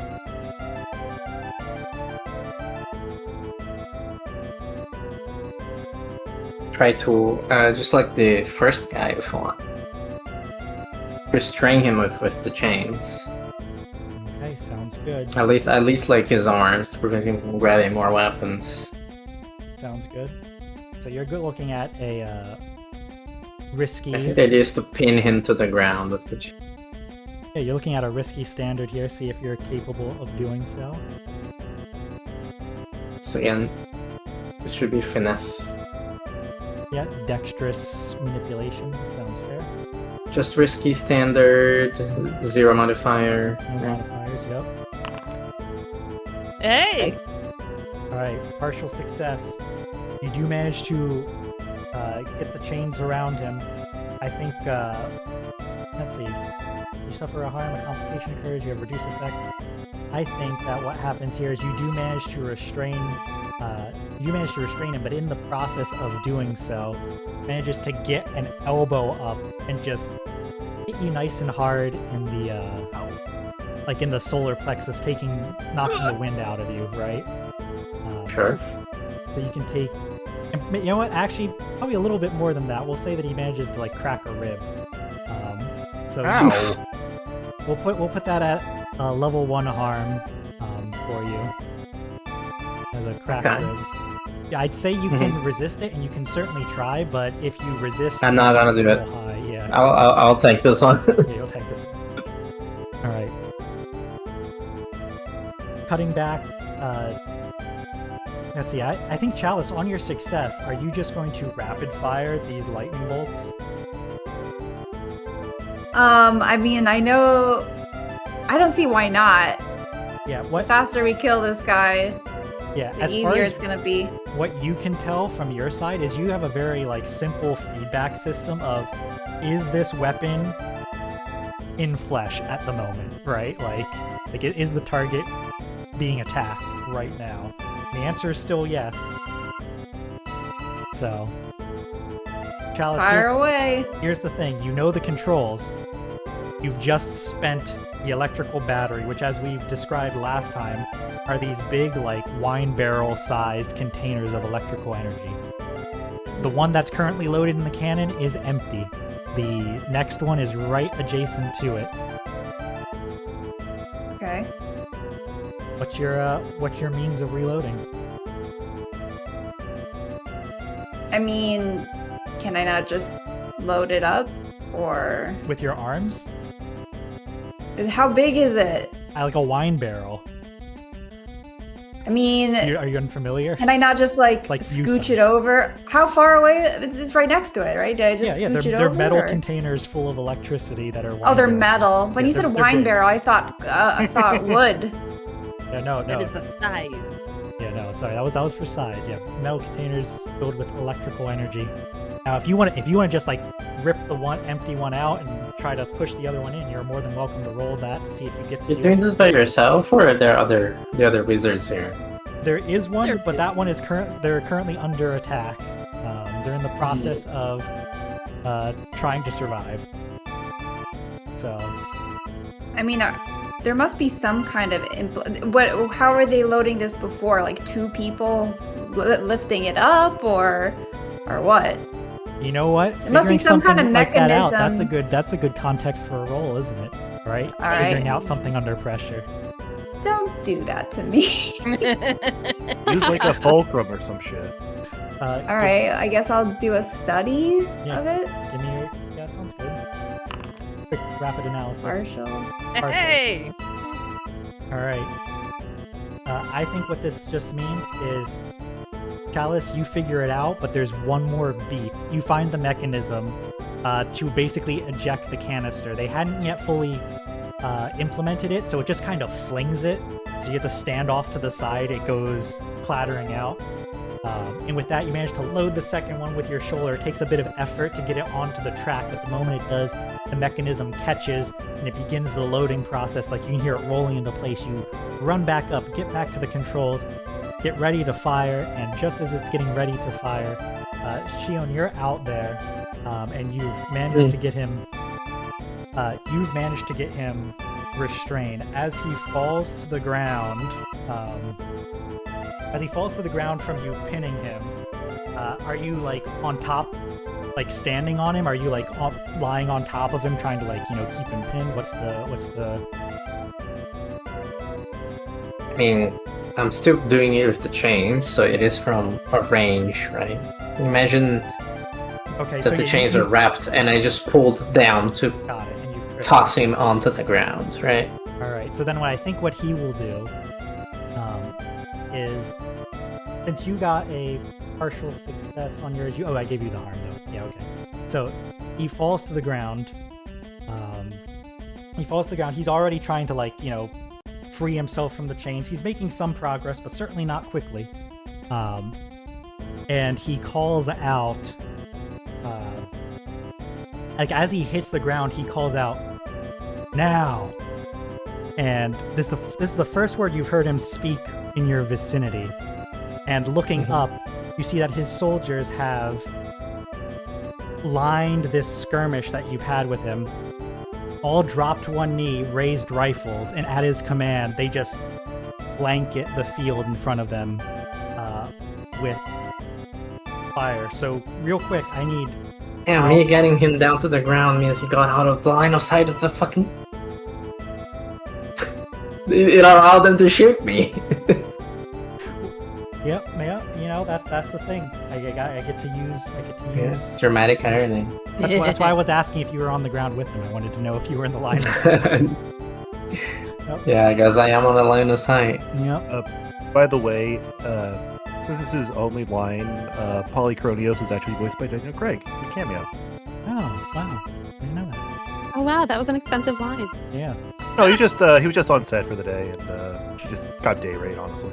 All right. So I think It's like what I in need The from... Force Awakens. Someone was following him around with a microphone, and the moment he said the word "now," we isolated that. I want this Briha now. What I need from the three of you is a choice here. You can either back off to cover, in which case I think that you have a pretty good chance of, being up and ready, seeing him fall, potentially anticipate this attack and getting to cover before the shots and thus avoiding harm, or keeping in combat, but then you're gonna get shot, right? Like that's pretty much what happens. I don't think there's you get the choice though of if you remain engaged or if you disengage and avoid the harm. That would put us out of melee. That put us out of melee, but still within like eyesight of him, right? Yeah, you'd still be within eyesight. You basically would have to All right, dump I'm gonna around disengage. a stone. Merlin disappears in a puff of smoke. All right, sounds good. Shion, what about Chantrelle you? needs Oh yeah, sorry. to, Yeah, Chantrelle needs cover. I've got enough wounds. I'm going to try sort of like pirouetting around out of the way while still making sure that the chain is still attached to the guy. All right, so you're gonna try to keep engaged, but do your best to avoid. All right. Yeah. So I think give me, you know what? You can give me your finesse roll. Mm-hmm. I think this one's just risky standard in a way because they're actually he's more dangerous in terms of dealing harm than they are. But while you get that roll going, Chantrelle, I imagine you duck into your choice of either like they've got like the sandbags and sort of things built up, so you can like dive behind one of those, or maybe race into a nearby tent, if that's what you prefer. Sandbags. They stop more bullets. Just jump behind the sandbags. Merlin disappears. Shots go. They don't hit him because where'd he go? The bullets strike into the sides of the sandbags. And Shion, I would like a roll, or I would like your roll. Oh no! All right. So, Shion, here's what I'm going to give you for your choice on your failure. You're doing your best to keep the chains around him and, also avoid the shots. There's this saying about those who chase two hares, right, which catch neither, right, which is especially appropriate given the current battlefield. I think what happens is in your attempts to evade, you're not quite able to keep the chains tight, and he's starting to get undone. You see him starting to get undone, and you take a hit. I'm giving you the choice of, do you take fewer hits, or do you take more hits to keep him pinned? And if you just take the hits and back off, you're going to end up with a level 2 harm of shot several times. And if you pin him, you'll end up with the level 3 harm of shot many times, which you will now... A level 3 harm means you need aid from an ally before you can act again, essentially. Right?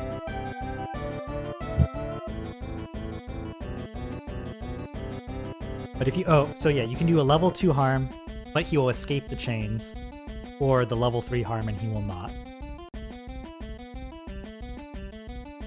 Keep in mind that there's a lightning bolt incoming.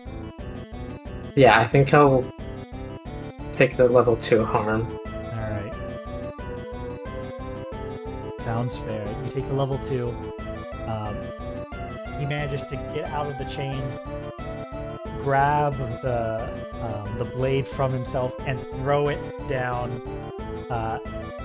He throws it down, and it gets just far enough that he still gets a splash of the shock, but he's otherwise still up. I think seeing that Shion is on the back foot, he probably is going to go for the kill, which I imagine Shion is also thinking of. But unlike him, Shion, you have 2 other people with you instead of the fact that you're surrounded by his army. So, Shion, are you continuing to backpedal and go to safety? Or are you going to try to... Absolutely not. Yeah, okay. Shion! Actually, if he's so incensed with you, like, wanting to kill you, like, lead him our way and we'll blindside him.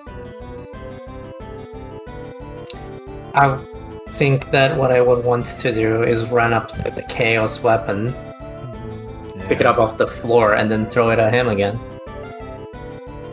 Just try to go I mean, fast. you do you. Is Yeah. there a way we can help her as she does this? Depends on what you want to do. If you have the 2 stress to spare and a contribution you think you could make, I mean, for Merlin, it's pretty easy. Do something spell-like. Yeah, but I'm Otherwise, like, If you have any almost. ideas... Sorry, what was that? I'm almost out of it. I was going to say I think the it would other have thing to be you could Chantrelle attempt, for that. rather than helping directly, is you could try to do something about the soldiers to obfuscate their vision or otherwise prevent them from All right, yeah, firing. I can do that. Give me a description and what you think you can roll for that. I'm gonna smoke up the place. So they Ah, lose yes, line your of sight. specialty. Yeah, smoke it up. I'm gonna say finesse. I'm gonna say 2. No. Finesse this. I'll tune it. All right, sounds fair. How are we doing it? Desperate? I think for you, it's only going to be a risky standard because Yeah. you are not in as much harm's way here as Shion will be. Okay. So. Poop. Oh. All right. Things go badly. You suffer harm. A complication occurs, or you end up in a disposition. You lose this opportunity. I think what's going to happen is, Merlin, your spell work is insufficient. You don't get quite enough of it up before your invisibility drops. They notice you. I'm going to say that essentially what this means is you're forced to retreat to where Chantrelle is. And while, good news, the guns are no longer at Shion. They now are pointed directly at you behind and the sandbag, and they're fanning out to surround you. You have a very limited time to do anything about your predicament. Before we find out about your predicament, let's see, Shion, let's get your roll. This is going to be a very decisive roll, I Oh, think. come on. Shion going for the kill, and so Yeah. is Polychronios. Oh, Once again, it's Put there. finesse. Yeah, go for it. how is Shion? How Yeah, is I Kind of can. roll is it? This is definitely a desperate. I would say this is a desperate. Given how he is, this is a desperate grade. If you fail, things will go very poorly. If you succeed, they will go very well. People will tell tales of this battle. All right, Oh, Oh, okay. Were you going to help me? I was gonna ask about it because I've got 3 spaces left in my stress meter. Well, what do we do about that? You've done it. Yeah, you could keep your Congratulations. stress. I'm fine. I mean, so my first thought here is on partial success. Is that since you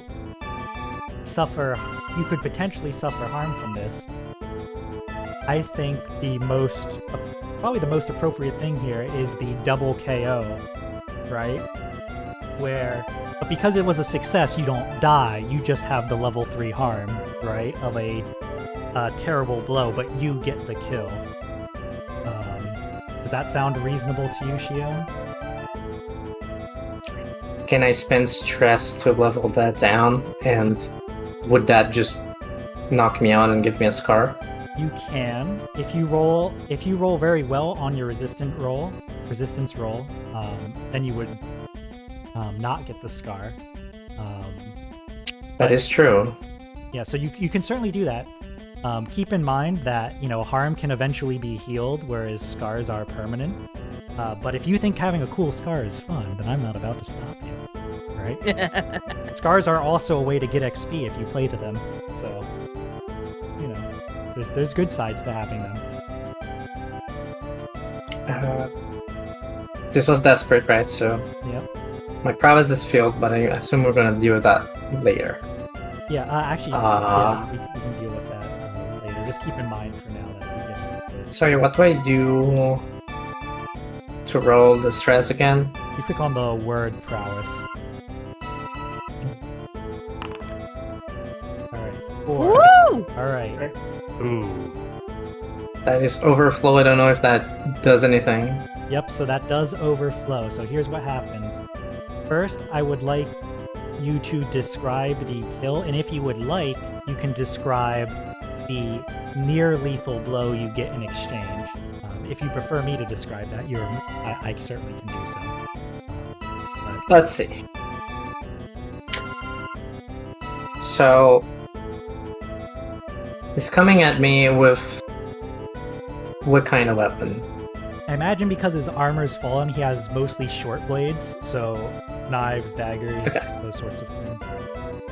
Well, like I said, we're both running at each other. I reach the sickle that's on the ground first, and I just toss it. Hits him in the chest. And as it does,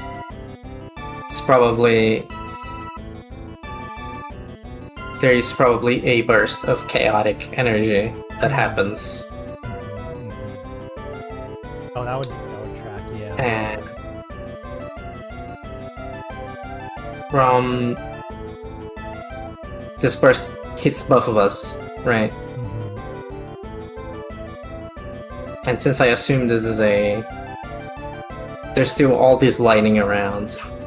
That's probably what it is, right? And it would probably just give me... I don't know if I should describe the scar itself or not. Yeah, I think you certainly can.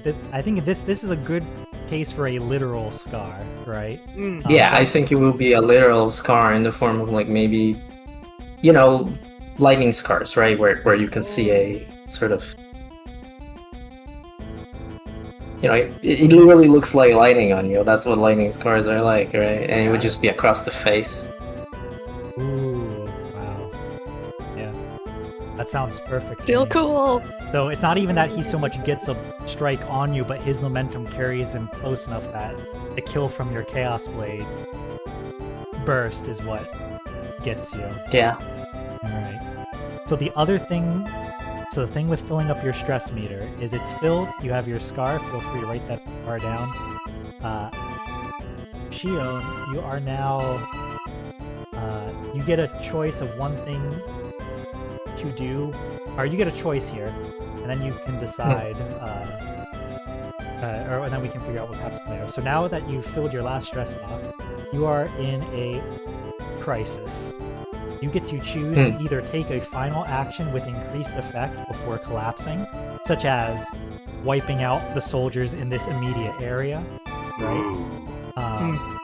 Or you can pull yourself together and press on, but if you do, you can no longer do anything that requires stress, and you can no longer resist any harm. Like everything against you is an auto hit, and any failures thus will be felt extremely severely. Oof. Definitely the first one. Alright, sounds good. I think that Shion, while still having lightning coursing across her face and body, and possibly... Well, I don't want to cause more chaos problems to this, but...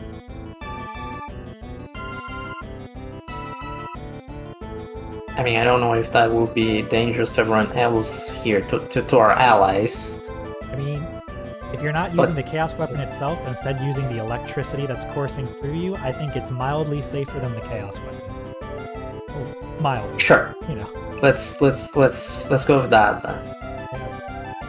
Yeah. I'm just going to basically use my chains as a whip. And whip around in a big area around me, and as I do that, lightning will shoot out and hit as many people as there are here. Possibly even getting through the cacti as well, because since they're full of water, they might conduct electricity very well. They do, and in fact, like the spines of them, the cacti, the spines will like have that effect, like where the bolts they might explode and then cause needles everywhere. And those needles carrying their own electric charges. So Merlin, having tried to remove remove the soldiers firing at you, you failed. You feel them about to surround you, and then there's just this cascade of thunder and lightning, and both you and Chantrelle can see Shion get struck, redirect it, and the effect it has on the local battlefield. So I'll mark another hit against the ground forces there, as well as the last hit on Polychronios here. And then finally, Shion, once the soldiers all fall first, and there's certainly more of them, but not in the immediate area.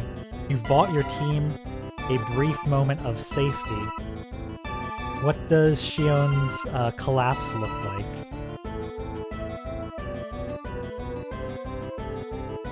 They're going to be doing this, whipping things around for as long as they have the strength to do it. So the whips get weaker and weaker, and the lightning gets more sparse until it disappears completely. And eventually they just try to pull the chain and does not have the strength to do it, and simply collapses without a word. You did good, kid.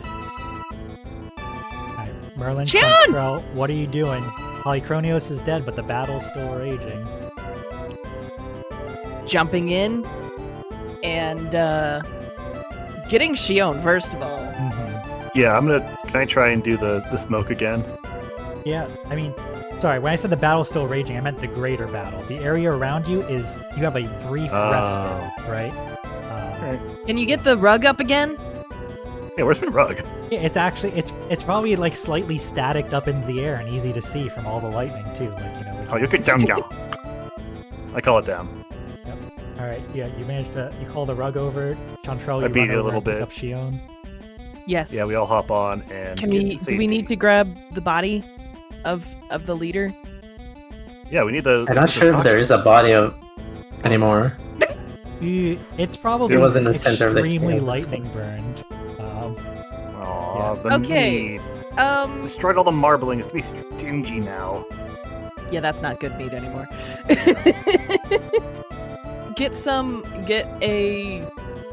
Do any of the weapons look special, like recognizable? You can probably grab one of his spear from earlier. You probably can see his house sigil. Like they're all probably made specifically for him, or at least for him and his family, right? If not, Are any of them recognizable? On a trophy. Yeah, I think the craftsmanship would be recognizable to the right people, right? Cool. So you would be able to. You can grab one or two as you make your way. I assume you're retreating to your airship. If we can, or at least back to our Ground forces. ground people. Yeah. Yeah, sounds good. Look what we got. Fire up the grill. As we Trophy's dead. All right, let's cut back to the inside real quick. Chalice, the last lightning strike goes, and then not as it strikes, but a few seconds later, you can tell that the blade is no longer, the blade is no longer buried in someone, and so it's like, all right, there's no other targets for the moment. And like as you're taking that moment to breathe, you don't have to do another reload, another shot. The apprentice mage gets thrown onto the console, bleeding, throws a spell back. Ariel rushes over, kills a soldier. Do you join the melee, or do you try to get the mage out of there? What are you trying to do? I can't fight. I can't fight. You're always armed. Yeah, but what am I gonna fight with? I have nothing to roll with here. All right. So you're grabbing the apprentice mage and trying to retreat. Yeah, I would think so. All right, sounds good. I think that's something where I don't need a roll from you to do. Verne, meanwhile, you've managed to defend Noemi thus far. The two of you have moved to a slightly more defensible position. The good news is those airships don't have that many soldiers, and holding your own for this long, you feel like their invading force is depleting. The question is... I'm looking at those clocks. I'm seeing a lot of less of the airships in the air. I think Verne wants to make like a big call out to the forces around her, maybe. Try and, I don't know. All I can do is like help command and stuff. So Right. I'm wondering if I could do something to kind of bolster them and get a couple ticks on the to help our ground forces fight their ground forces, maybe get a tick on the clock for I them. thought you said pics, like you were doing selfies. I'm getting One. selfies in the clock It'd be great tower. for the campaign. I think what happened. Here's a suggestion, and Vern, you can protest this if you're not keen on it. But I imagine then in that case, you and Noemi, maybe a guard or two, retreating back from the very front line until there's somewhere a bit more defensible. At which point she tells you, "Leave me, go, and lead from the battlefield." They need Ooh, a leader. okay. They need a leader amongst them now to direct them. And I can't be it, Interesting. Okay. right? She'd be terrified, but she would just nod solemnly. Yes. And essentially, Vern, doing exactly what you just suggested, but instead of from the back with Noemi at your side, towards the front, like you're like in the middle of it, in the thick of it now. Give me your command roll. Sure. So once per sortie, when I make a resistance roll, I gain 1d. Do I had to add that to my resistance, or can I add that any other time? That has to be to a resistance roll, so you could have taken Okay. less stress earlier, potentially. Alas. But alas. I only ended up with 1, so it was fine. Okay, I'll just do a command. Risky standard? Yep. Risky standard. You can make. You can take 2 stress if you want to get. If you want to get an extra die, but that's up to you. Ooh, it's pretty juicy. Yeah, I'll take 2 and... Oh, fuck. Nope, I'll just roll 2, I guess. Sorry. Nope. Well, you said you were going to Well- take 2, so I'm fine with you adding the extra die, and you just Alright, take a break. You did say that before the Okay. dice went out, so Yeah. just roll R, yeah, if you /R space 1d6, and we'll see if it's a. Thank you. Alright. Nice. Unfortunately, still It's 5 and 5. still a partial success. So I think what will happen is you get your tick mark, as you are. Well, so this was a standard, so you do get your 2 tick marks as you manage to lead the ground forces successfully. Sweet. I think you just come under fire yourself. I think due to your positioning, though, it's probably not the most severe harm. So you're probably getting. I don't know what's the word I want to use. Bumps and bruises, right? Like you're taking Sure. glancing blows. Put it at a tier 1 harm, right?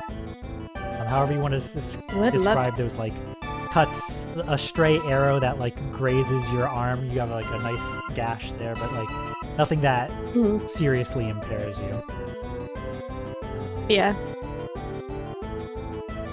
All right. Can I get Chantrelle, Merlin? You bring the unconscious Shion. We're gonna say that you make it back to the airship.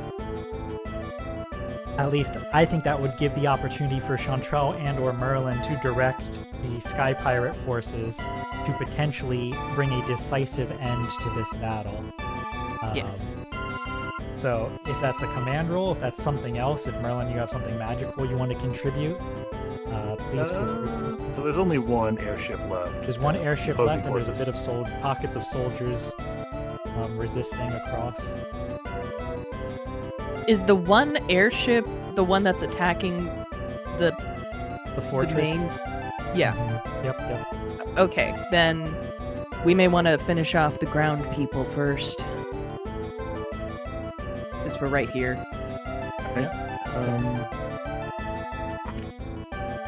Guess I'll try another attune. I'll roll and see what comes up. So risky standard. What are you trying to do with it first? Like, Just like damage the morale, or even. Actually, no. What? Can I do sway? yeah, I think sway would probably work better for damaging morale. Okay.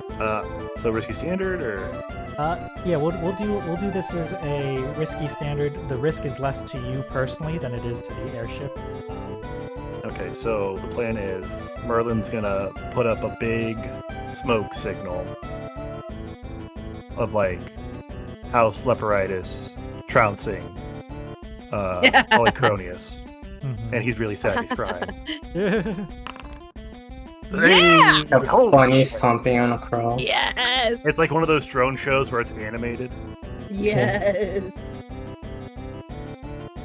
All right. Yeah, it's animated, and I think with the forces of House Leporaydos pouring out in number, there's certainly casualties on both sides, but the desperation of the desperation, but also like the improved morale of the Leporaydos soldiers, striking like lightning, coupled with your light show, is enough to demoralize the remaining Argestes soldiers, who begin to flee along the ground. Cut back to I think Chalice would be a good one in this moment. I had an idea here. Chalice, you grab the injured apprentice mage, and the two of you are starting to retreat as Ariel covers you. And Patatita, she gestures with a bloodied cough. Over there at the original, we were gonna take out the airships, remember? And she points you towards like the half-complete cannon, like infrastructure of the cannon that you repurposed. If you could just twist the aim a bit, maybe you could shoot that last airship out of the sky. Okay, I'll do my best.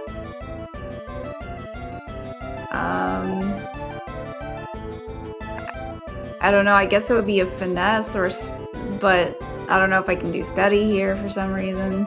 It's Where up to is you Verne to in this justify the situation? reason. I believe in you. I mean, how do I twist the aim?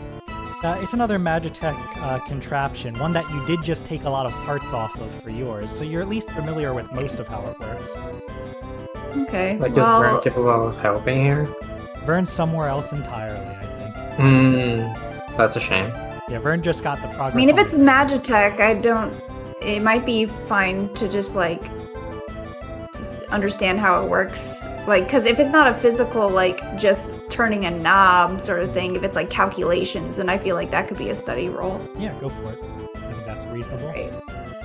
Again, here the risk is less to you personally and more to the general environment.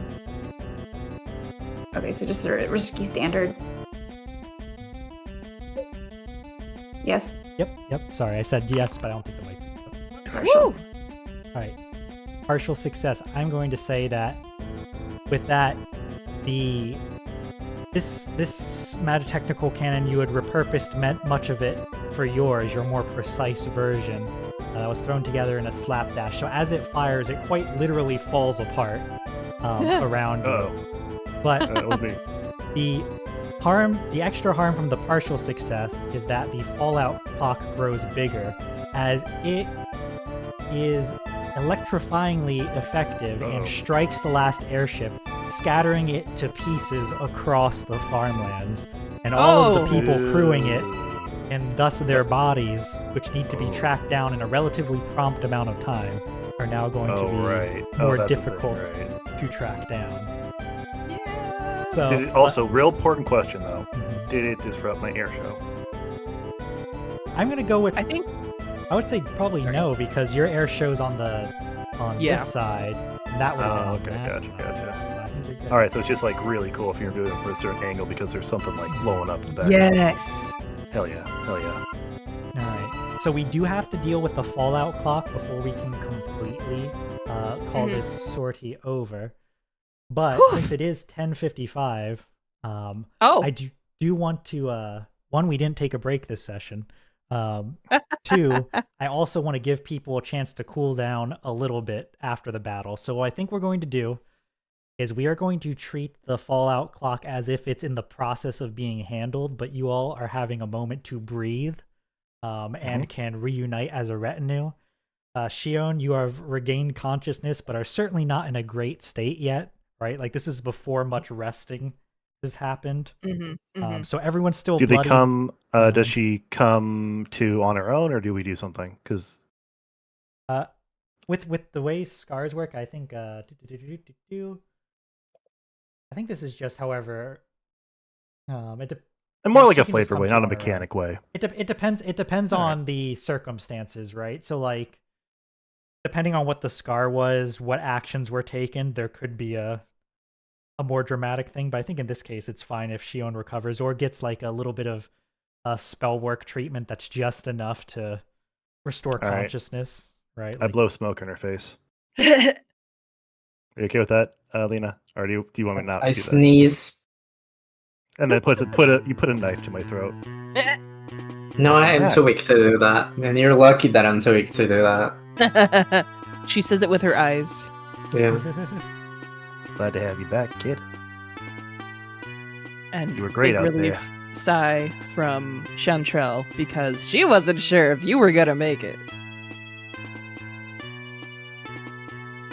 Didn't you almost get cleaved in half? Yeah, but I'm still walking. Fair enough. yeah.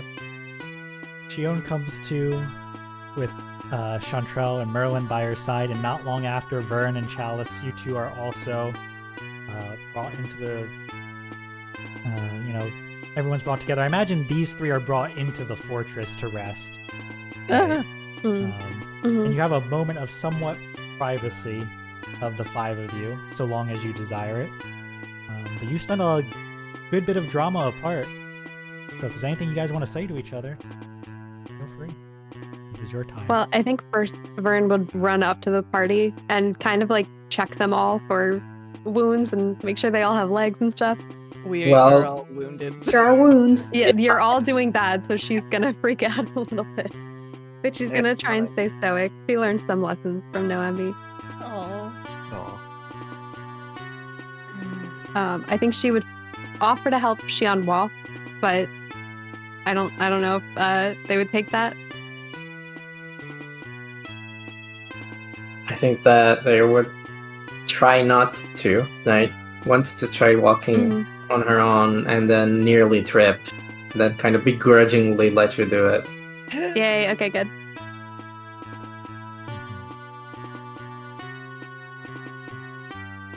Beautiful. And Chantrelle will be happy that you and Chalice are also okay. Yeah. She's worried. So, did the lightning work? He looks at Shion's like electrified, scarred face. I really hope that wasn't me, was it? Fine. You should see the other guy. And the other casualties. I don't She did think I good do. out there. Yeah, I think It Merlin and did Chantrelle would have seen that it wasn't the lightning from the cannon that did that. It was the lightning that burst when Shion killed him that did that. Like, Shion killing Right, him yes. is what caused it. So, you could alleviate Chalice's concerns if you want to, but... Nah. The lightning rod did what it I'm- needed to very well. I'm too weak to say anything, so I'm not going to. I already am the strong silent type. Now you're the weakened silent The type. weakened Yeah. Celia. Sleepy silent type. Well, all things considered, pretty well. We're alive, and so is Lady Noemi. Who? Oh, right. You Oh, haven't right. met her, but the head of the household and the leader of this group. She's all right as well, though in Oh, good. honestly critical condition and should be looked at immediately. Well, since you all Is helped she here free with this us? entire place, now she can get the help she needs.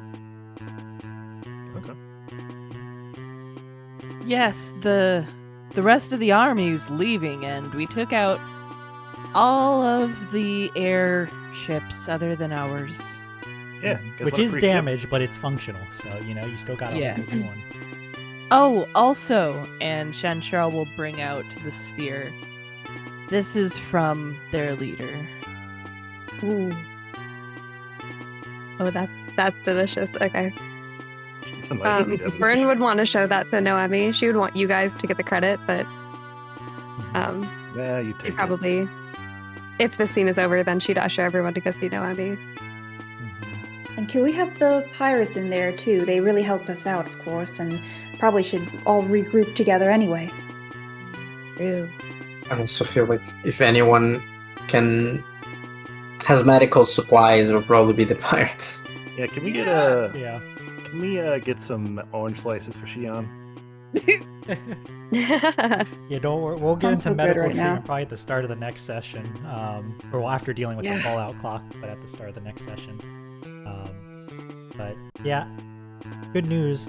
You guys will definitely earn money from this, and we didn't go over the uses of money last time.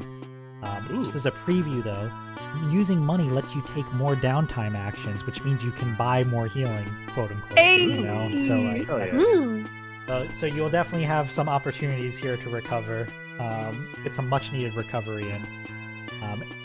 And before we talk to Noemi, just at a GM level, I think that you chose the most difficult option here, which was fighting the more powerful army with the more powerful leader, but you did succeed. Hopefully. So, like, you know, you have your exhaustion and your injuries that'll linger, but you know, hopefully it feels like a victory well earned against a foe Yep. quite powerful. We did it Dynasty Warrior style. Running and screaming. Yay. I can just picture that kill counter going up like by the dozens when Shion was doing the lightning sweeps. That Oh my was very gosh. Dynasty Warriors. Oh, that was their special. Yeah, 100%. So fucking cool. Yes. All right. So We will need to get some people out there for the bodies, but you know, yep, Yeah. that's how it goes. that's how it goes. Mm-hmm. All right. So we'll go. And there's let's- no more soldiers. Yeah, there's no more. The soldiers are all fleeing. That little smoke show was me, by the way. If you couldn't tell. These perks. That's very you. Have I ever told you how much of an asset you are to this team? An ass? An asset? He actually looks a little. His smirk drops. He looks a little pained. He's like, I'll try and work on it. I apologize. No, You're not the most. People I used to work with weren't the most kind and thoughtful people. So it's a lot to learn, I guess. And he kind of shifts his gaze a little bit, or disappears behind his glasses. Oh, well. Elbow. It was asset, like helpful. Who are you talking to? Me? Yes? What do I do? Never mind. You're good. All right.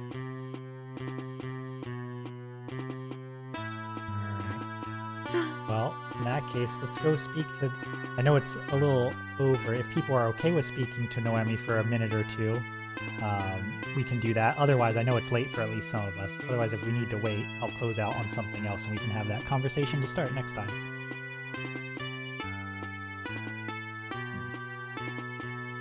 I'm good, but I'm not in the late era.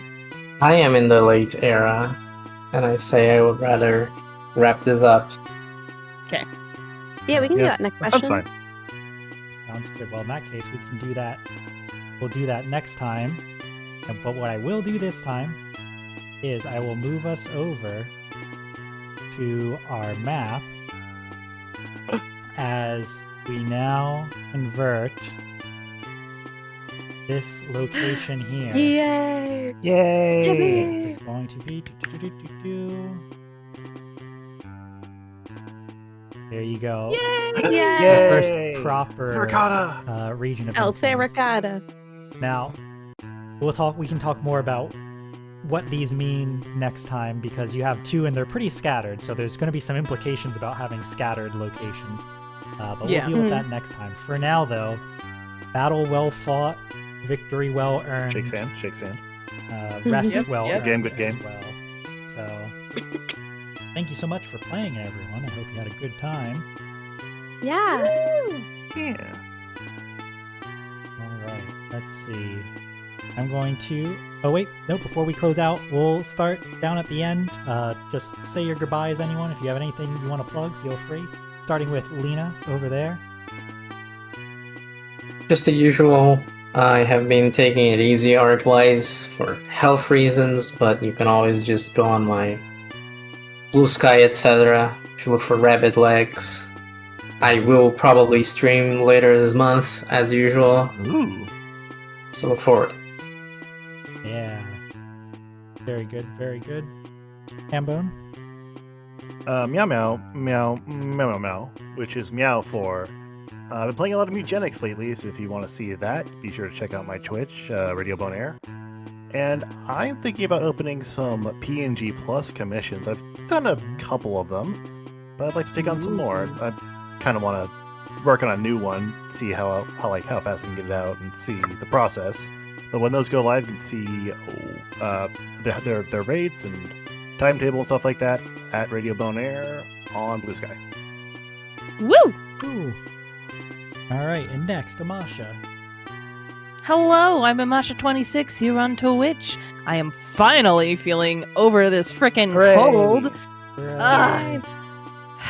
So I will be streaming tomorrow. I'm not sure if it's going to be more co-working or finally getting back to a game, which I'm hopeful, but I'm not going to expect too much of my body, so I'm holding off on that until tomorrow. But there will be a stream, so keep an eye out. Exciting. Speaking of which, there's a game I want to show you. Do that after stream. Yes. All right, and then Nova, you got anything to plug aside from art stream starting on Monday again? Subscribe. No, like and subscribe. Hit that bell. What about you, Verne/Katie? You can follow me on Blue Sky or Twitter. Katie's Sure. secret is that vote for Verne. Vote for Vote Verne. for Verne. Hashtag vote for Verne. Hashtag vote for Verne. All right, then I think that's it. I'm going to move us on over to closing, and thus our friends here will. Wait, no, I think the mic's open, but I can. You guys, I'll find us someone to raid into. I know it's getting late for some of our. Well, it's late for all of our players, really, but it's just later for some of you. Speak So, for yourself. any of the players But want to? yeah. Oh yeah, you're right. You're right. I don't know. I'm old. West Coast, After a West certain Coast. PM Hooray. is late to me. But all right. Anyway, I'm gonna move us on over to closing. Players, if you have to drop to go, do your end of night stuff, feel free to do so. But anyone listening in, please stick around as I find a raid target for us and move us on over to closing.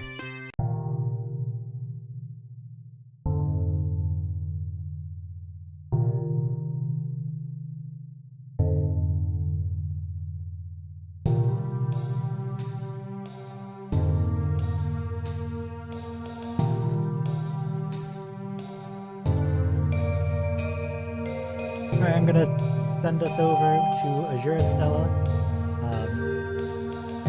We got the raid messages in chat. Grab. You're going for the ride. We appreciate it if you do say hello. But regardless, we hope you've enjoyed your time here at the Liminal Branch Library, and we hope to see you again soon. Goodbye and good night.